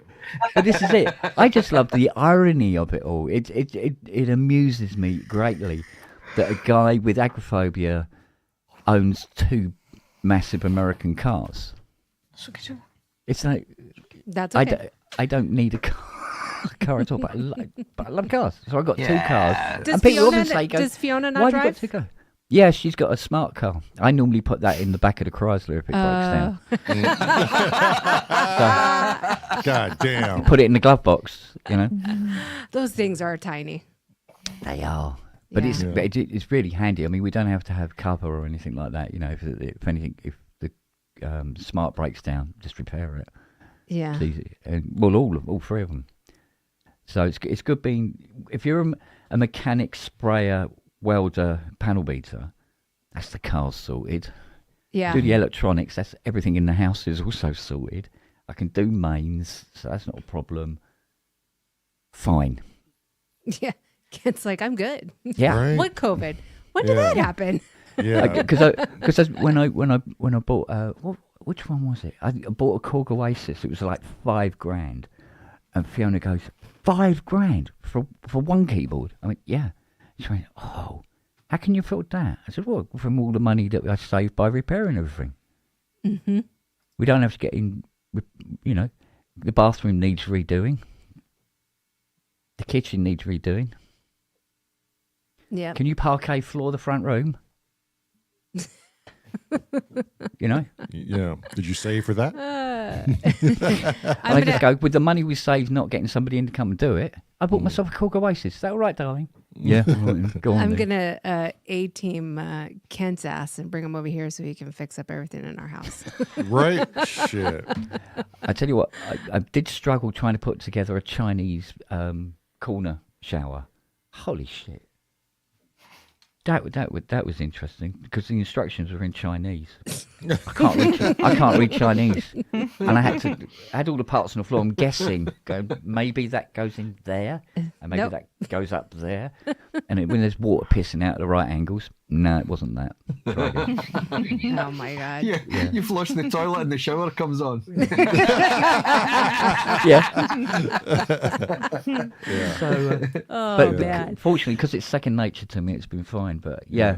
But it's the same with myself. I mean, when I've come off I had a motorbike as well. Fucking hell. I come off the bike and I think they said I'd probably fractured my wrist. So I just didn't move my arm very much for a few weeks with a bandage on it. You go, you going to see the doctor? No. You going to hospital with that? No. Just keep giving me painkillers and I won't move it around much. Yeah. And eventually, It healed. It's like, look, it's fun. It's fine. it's fine. Yeah. There. What was all the fuss about? That was us though. Like before COVID, like we're homebodies. We're still homebodies. Yes. We find more interest staying at home than we do going. Like every time Yeah. we leave home, we're like, fuck, why did we leave home? Yeah. Same as us. We're exactly the same. Are you in the rural area, Scott? No, we're probably 15 minutes from Dundee City itself. We're not far from a city, but the place where we're at, It's weird because we are rural. We are in the middle of fields, in the middle of the Angus Glens, with a golf course on a golf course estate, but we're only 5 minutes drive from the city. Yeah, from the city centre, we're probably like 10, 12 minutes, something like that. But we're far It's enough a out. unique aspect in Scotland, isn't it? It is quite unique where we are. Yeah, I'll send you details of where we're at, Lamont, and you can have a look. You can see it yourself. But but it is rural, but it's not rural as in I could walk We're and not I would way be out in in the the middle of city. nowhere. We could actually Yeah, walk to the city if we really needed to, if the cars all didn't decide to work. but we're Right. entirely surrounded in far all enough four out by that- fields. Oh, okay. And it's so rural that we've got like egg sheds and things like that around about us. I don't know if you have them in America. Yeah, but we do. Yeah, We we're do. we're about to get some. Yeah. And, getting and one. every couple of weeks it stinks of dung. Yeah. Yeah. All the And you open fertilizer the and car shit. and it's like, Yeah. bleh. Yeah. Oh, Yeah. here when they're The egg fertilizing sheds that their we've got here is great because we actually don't use anything else apart from the egg shed because the guy doesn't guarantee it, but he has ones that are there. And honestly, these things are like ostrich eggs. Huge. wow. Yeah. And you pay £2 for 6. No, £1.50 for 6. Oh, that's not 2 bad. for 6, I think it's 2 for Is 6. it something? So I can't. Yeah, it's amazing. And these things, they're always double yolkers. Oh, nice. Yeah. they're So good. and but there's never anyone in this shed, so you just go in, you take what you want, but it's like a courtesy Honesty box, an honesty box that you just pay your money. Oh, okay. And it's so useful. It's open 24 hours a day. And you go, take your eggs, and away you go. It's so, Yeah. and it's only 2 minutes away from this house. In the It's a cities, couple you of don't quid get for stuff 6. Like, yeah. That's not bad. Don't say that in front of them. I know. Yeah, we're paying Showing off? 10 or what is it, like $12 right now for a For a dozen? $12 For a For dozen. a dozen. For a dozen. Wow. Fucking hell. Yeah. What do Yeah. they feed your chickens? So Gold? no. Yes. There's a No, big, it's the bird flu. huge avian flu right now going around. Yeah. And they're And Donald slaughtering- Trump's going to sort it out for them. Yeah. Good fucking luck with that, by the way. Here in Indiana, there's been millions of chickens killed in the past month because of avian flu. Yeah.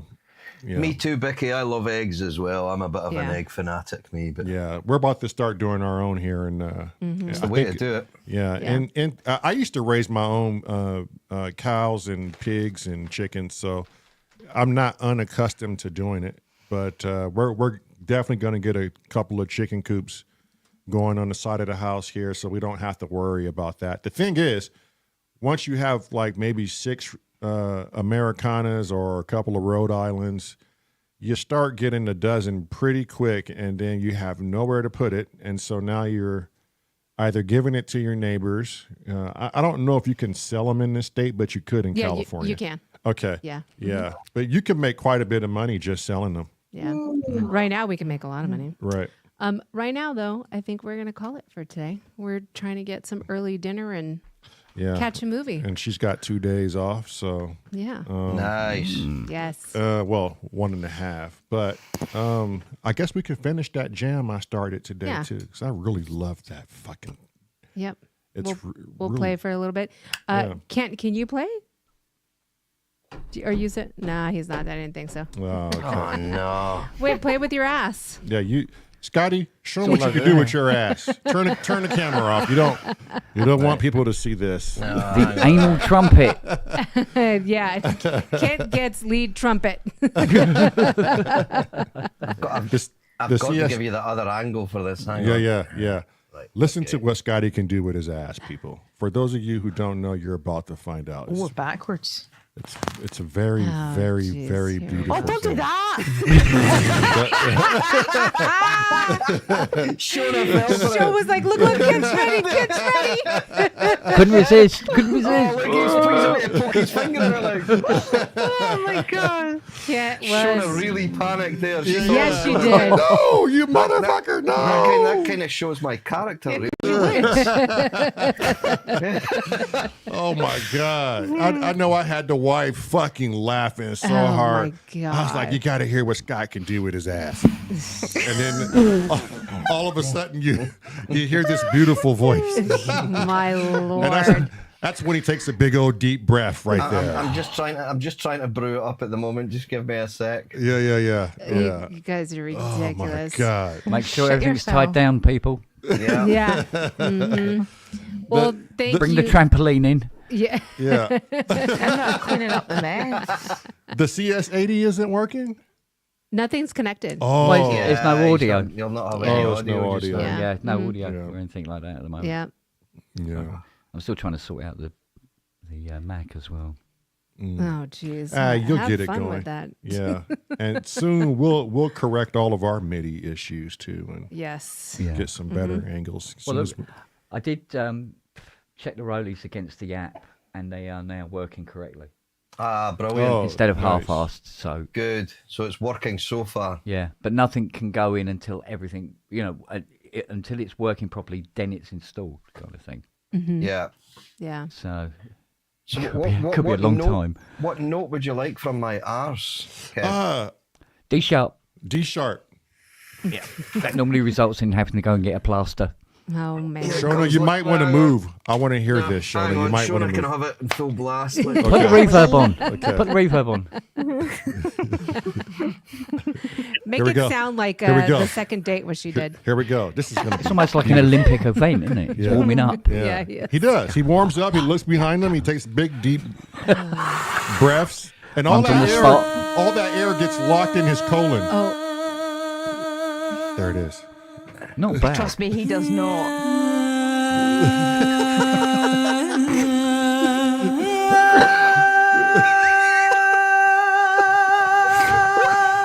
Jesus. Well, that'd be bruised by now. Breaking the studio. okay, Shona's babe. just knocked the synth off the Get, stand. get up and bend over. Huh? Get up and bend over. Right, you know what me and Panda are away to do?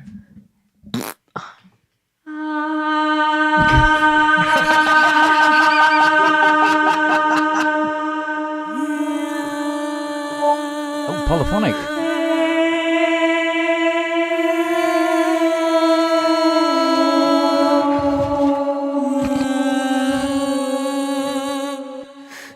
There you go. Beat that. I need to wipe this jeez. mic down now. It's, Yeah, it's full of particulates. Called a blast screen for a reason. That's why you need a poop shield, pop shield. oh, fuck it. Sam creeps me out when he does that shit. Apollo Hansa said, "What the fuck?" They were doing fart competition. Yeah, you didn't know we was that talented, did you, motherfucker? Oh man! God, Alrighty, that's a big Panda. dog. Leah, thank you so much. Oh, Kent, you missed it earlier. Saren was Oh, in. hang on, Ken. You I'll put can't on the see other him because camera. of the You'll see light, him. but Hang on. yeah, he's just Yeah, appeared. put the light on him. I'll put the other camera on so you can see him. Kent, you missed Saren. We brought Saren into the studio He's walking earlier. away again. Oh, Miss Saren as well. Yeah. Yeah, we'll be, Hey, come we'll here, be pal. back tomorrow. Come here, buddy. Come here, pal. There he is. Oh, Hiya, what a darling. Come on, then. beauty. Oh, look at that. Isn't he's like a big, huge, A big old teddy Get the bear. bear. lights on because he's still dark, isn't he? He's Yeah. always Yes, he's dark. still. Let me see. he's a You'll get the big lights bear. up a bit.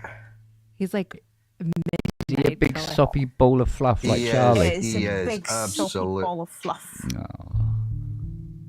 Yeah, when we touch ours, you feeling nothing but pure There he muscle. is. Like, Oh, look Oh at yeah, him. Beautiful. Saren is solid. Was he about 10, 12? no, he's he's only 8. Yeah, but shepherds always go grey really early. Like he's Yeah, been it's like- grey yeah, since Siri's he's been doing 3 it. or Just 4. round Yeah. his mouth. Everywhere else, he's not. But round his mouth, he gets It's it. more the So when it starts cute. going down Look the at him. sides, isn't it? When they get older. Yeah. Lily just said, "Fuck my parents. I'm going to sleep." That's exactly where he's looking. Yeah. He's looking at They're known to he's looking stay at- up for he's 3 looking at the days. sofa now. Look. Up you go then. Go on in. Up you go. Go on in. Up. Look at that lazy. He didn't even jump. He's Yes. he's like, Yeah. "Ah." He even lays like Charlie. Oh, you found this little spot. Yeah. huh? He has. Yeah, that's him happy now. Mind you, Lily's down there asleep on the rug behind me. Is she? Is that how these go? Come and say hello. Oh yeah, there she is. Come here. Check it. It's like, no, Dad, I'm she's- sleeping. Look what I've got. Oh, now she comes. Come here. Hello. Zach's just peering between our shoulders now, like. He's like, I'm here, but I'm not really here. Yeah. I'm just gonna, It only seems like yesterday I could hold her sitting on my hand. Now look at you. Come on. we didn't have that luxury with Zach, Kent, because we rehomed him at 10 months. Yeah. So his first 10 months were pretty poor, to be honest. He'd been kept in one of these, you get the doggy crate that's like crate Yeah. training cages. Yeah. It was, well, what we were told is it wasn't the original guy's fault. The guy had bought Zach for top dollar because he came from 2 proper German Shepherd top breeds. The guy had paid a fortune for him, but then his sister ended up in a really bad car crash and he ended up primary carer for his sister. Oh. So Zach ended up for his first 10 months basically in this crate, let out, fed, put back in the crate because the guy's priorities had changed to looking after his sister. Yeah. And eventually he was like, look, I need to give this dog up. And we actually ended up getting him for free because we rehomed him, but he knew nothing.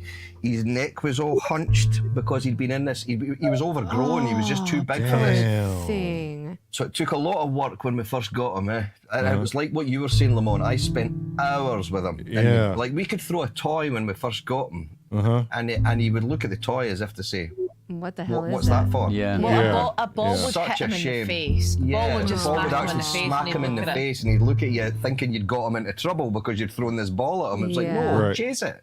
Yeah. But once he got that, there's just Once Once there's he been no understood he was a stopping him. dog. Yeah. Yeah. That's That's wild. yeah. But he's so good now. But you he's, tell him he's, to he's, sit, he's nearly stay. 8, and you would think he was Yeah. like 1. He's He's obsessed. glued to us. Absolutely. Yeah, glued that's to why us. we never got rid of our dog. I couldn't imagine him in someone else's home. Oh yeah, no. They probably would abuse them because they don't Nope. understand them. It's like, Yeah. okay, we're stuck with you. Yeah.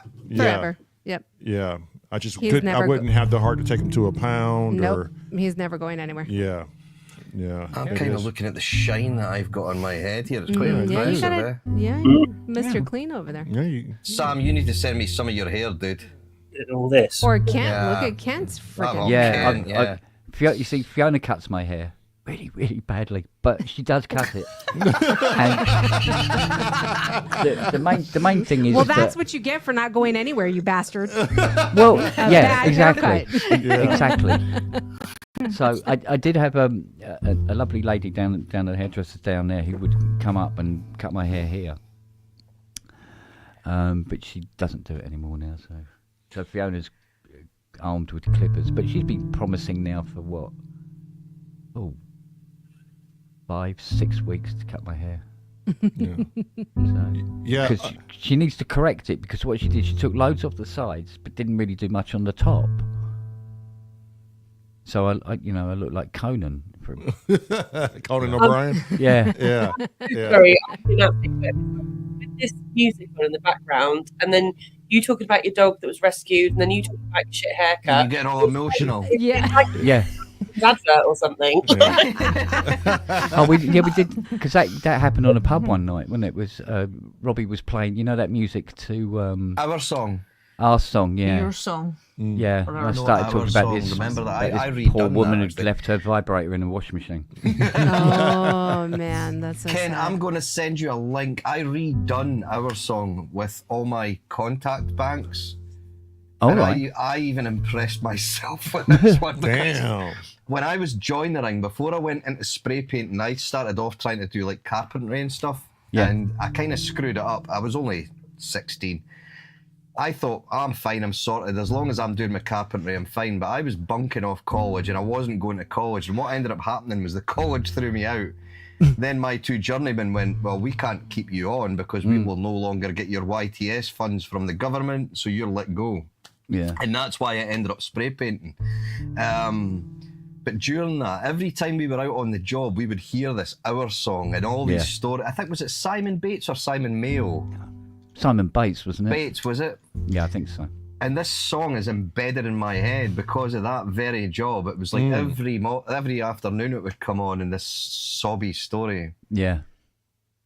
But it always ended up with a happy ending. What's her Oh, name? yeah. No, it had to. No, it had to. Who does the dog commercials here? Makes you fucking. Is it Sarah McLachlan? Oh, I Sarah don't McLachlan's know. got an amazing voice. She does these dog commercials about how they've been beaten and yeah. call this 1-800 number if you know it. And man, I hurry up and yeah, shut it off. I can't watch it. I can't watch. I those can't commercials. watch Like, it. Yeah, that would break No. Shona. Well, but the thing is, Marlon, you said you like Marley and Me. We could never watch that again. Yeah, It's Yeah, the only I- film that's ever had me crying. yeah. I can't. Oh, I can't watch it ever again. But 8 Below is a movie that I can never see through and through. I literally have to fast forward. What's it called? 8 Below. With Paul Walker. Paul Walker is in it. It's based on a. right, Fast and Furious. Iditarod, Walker, yes, yeah. yes, It's, based on an Iditarod for Alaskan Huskies. No, it's based off of a true story. Right, Iditarod. Oh, sorry. Yeah. The race. Yeah. It was the same with Turner and Hooch, wasn't it? Yeah. I like Homeward Bound. That's a good one. Oh, yeah. Oh, yeah. Don't feel good at the end of it, but you still cry. Yeah. Is it a happy story? Pardon? Is it a happy story? Yeah, so animals go missing, but then they find their way back. Ah, Yeah, right, then the okay. family move or something. Pardon? And the family moves, Yeah, and then, but also- they somehow they get, It's 2 dogs and a cat, and they can talk. yeah. Yeah. Oh, okay. Yeah, I think it's been remade about 3 times now. It's not a Yeah. Pixar film. It's an actual like. Oh, yes. Yeah. Yeah. Back in the late 80s. 90s, I think. Yeah, I think I Yeah. remember that. Mhm. Yeah. Yeah. It reminds me of The Littlest Hobo. Kent will remember The Littlest Oh Hobo. yeah, I remember that. Remember the song as well. Yeah. Doom, doom, doom, doom, doom. Tomorrow. Where That you wanna be. that Marley and Me though, if you guys can't watch Marley Hideous. and Me, don't even try watching 8 Below. Yeah. Yeah, it She is. will not watch it again. I can't watch No. any of it. Even a human horror movie when the humans all start getting slashed and die. Oh, that I can If watch. the dog, that no, all but day long. that's fine. But they No, always that's kill fine. the dog at the start. Oh no, yeah, Oh, I yeah, can't. yeah, No, yeah. And no, I no, scream. I'm like, no. what the fuck? What No. the dog fucking do? Yeah. Yeah. Yeah, fuck the people. Yeah. Yeah. Oh yeah. Exactly. Save the dog. Yeah. Yep. Exactly. It's so yeah. As soon as you just know, as soon as you see a dog, it's like, well, what's the point in that? It's going to die. It's going to close like- your eye.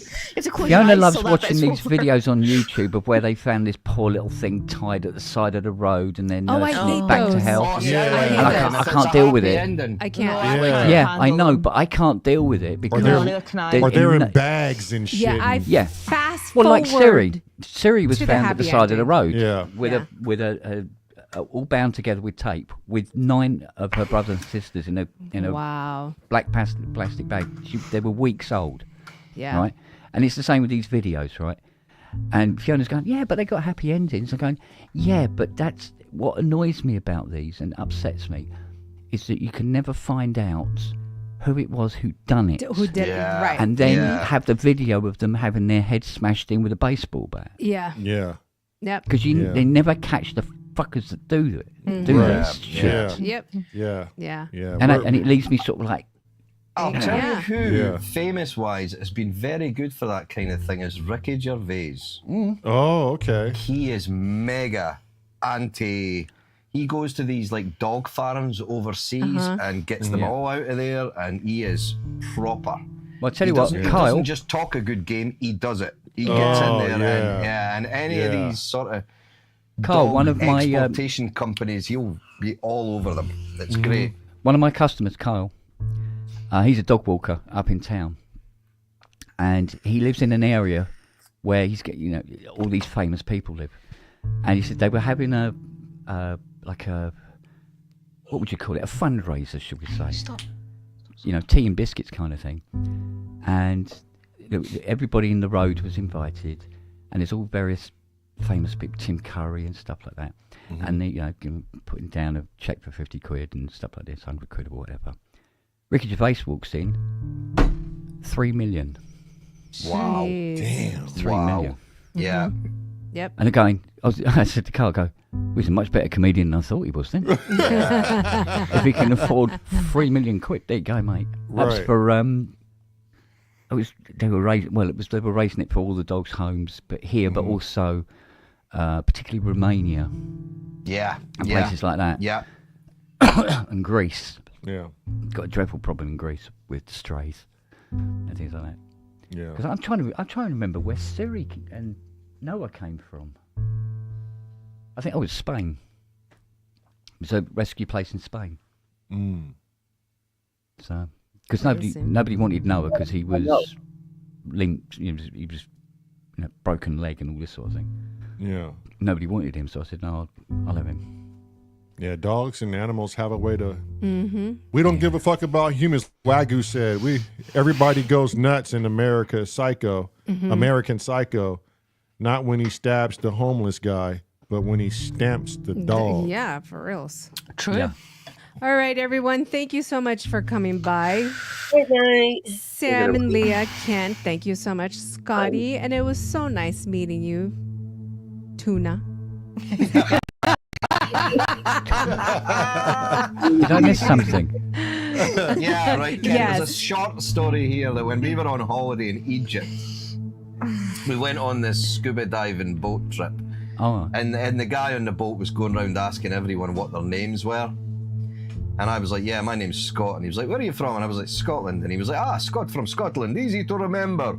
And then he looked at Shona. That's and he always was like, hilarious. Everywhere we go, Scott's from Scotland. Ha ha "Yeah, ha ha, ha. ha, ha, ha." yeah. And then it was like, Shona, or he said, what's your name? And Shona was like, Shona. And he kind of had this frown on his face, like really confused. And he went, tuna? As in the fish? So ever since then, which was 2008, I think. was it? Yeah, it's maybe even 7. I've called her tuna. Right, tuna. Tuna. Right. Tuna, as in Right, the tuna. fish. Like calling Fiona Turquoise Splashback. It's a long Oh. story, though.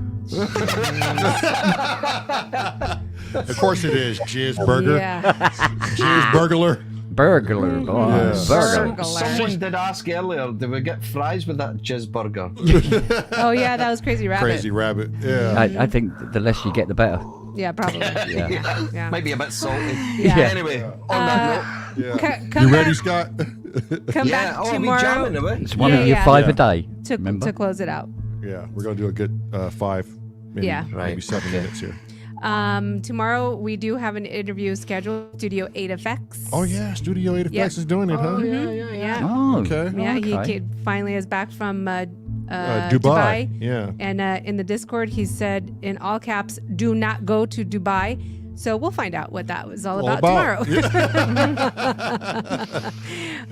We will be on at 2 p.m. Eastern Standard Time. That's 7 p.m. for old money, Ken. Yeah, cool. That's right.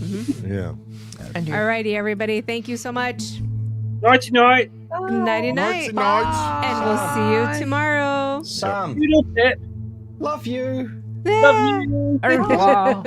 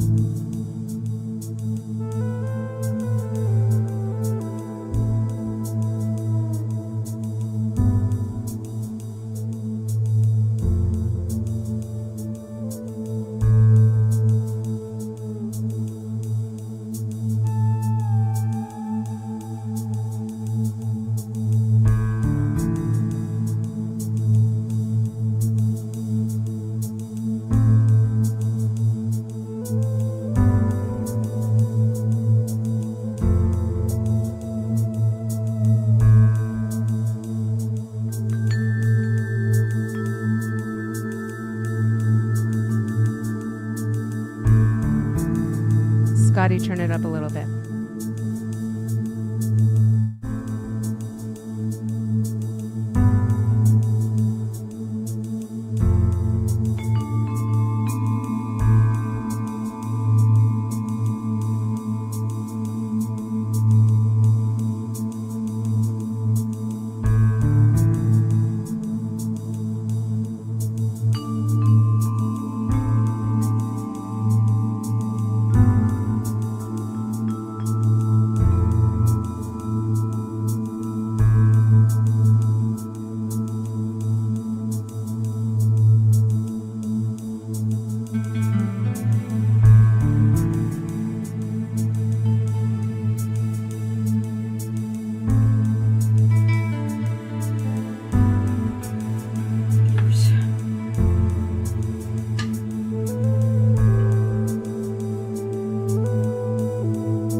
Better? Yes. Yeah. Yeah.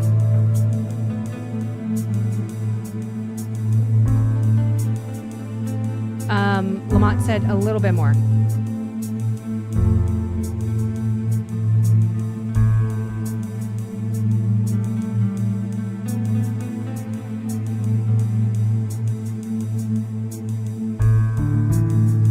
Did you see my angry face there?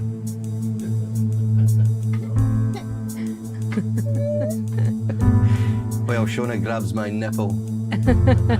Do it again. I missed it. Ooh.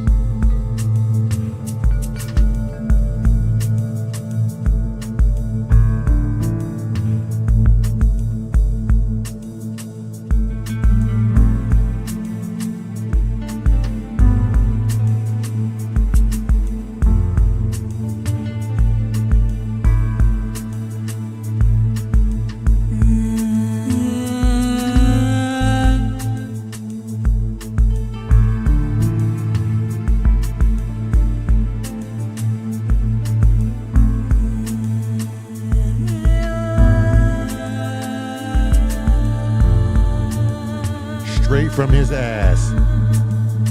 Typical.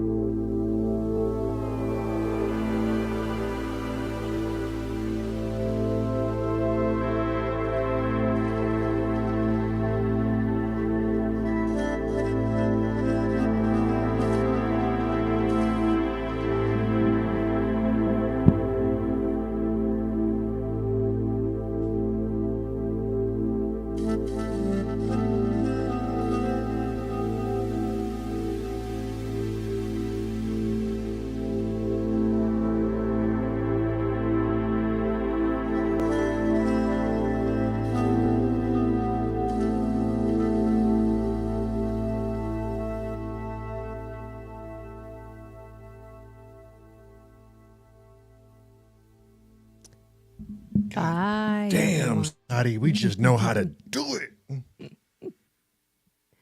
I think I just earned me some pussy rights tonight. Oh, I think so. I think so. Yeah, definitely. Yeah. Just one little bit of advice, Lamont. Yeah. Grab that ass. Yes, Black Jesus. With your help, Black Jesus, I could do anything. And make sure and grab it well. Oh, God. On that note, thank you, everybody. Yeah. I'm going to go cook dinner. With my hand on your ass. I bet. I'm loving Wagoo's comment. Night night, Marlon, Trusto, Scotty. Tuna. Tuna.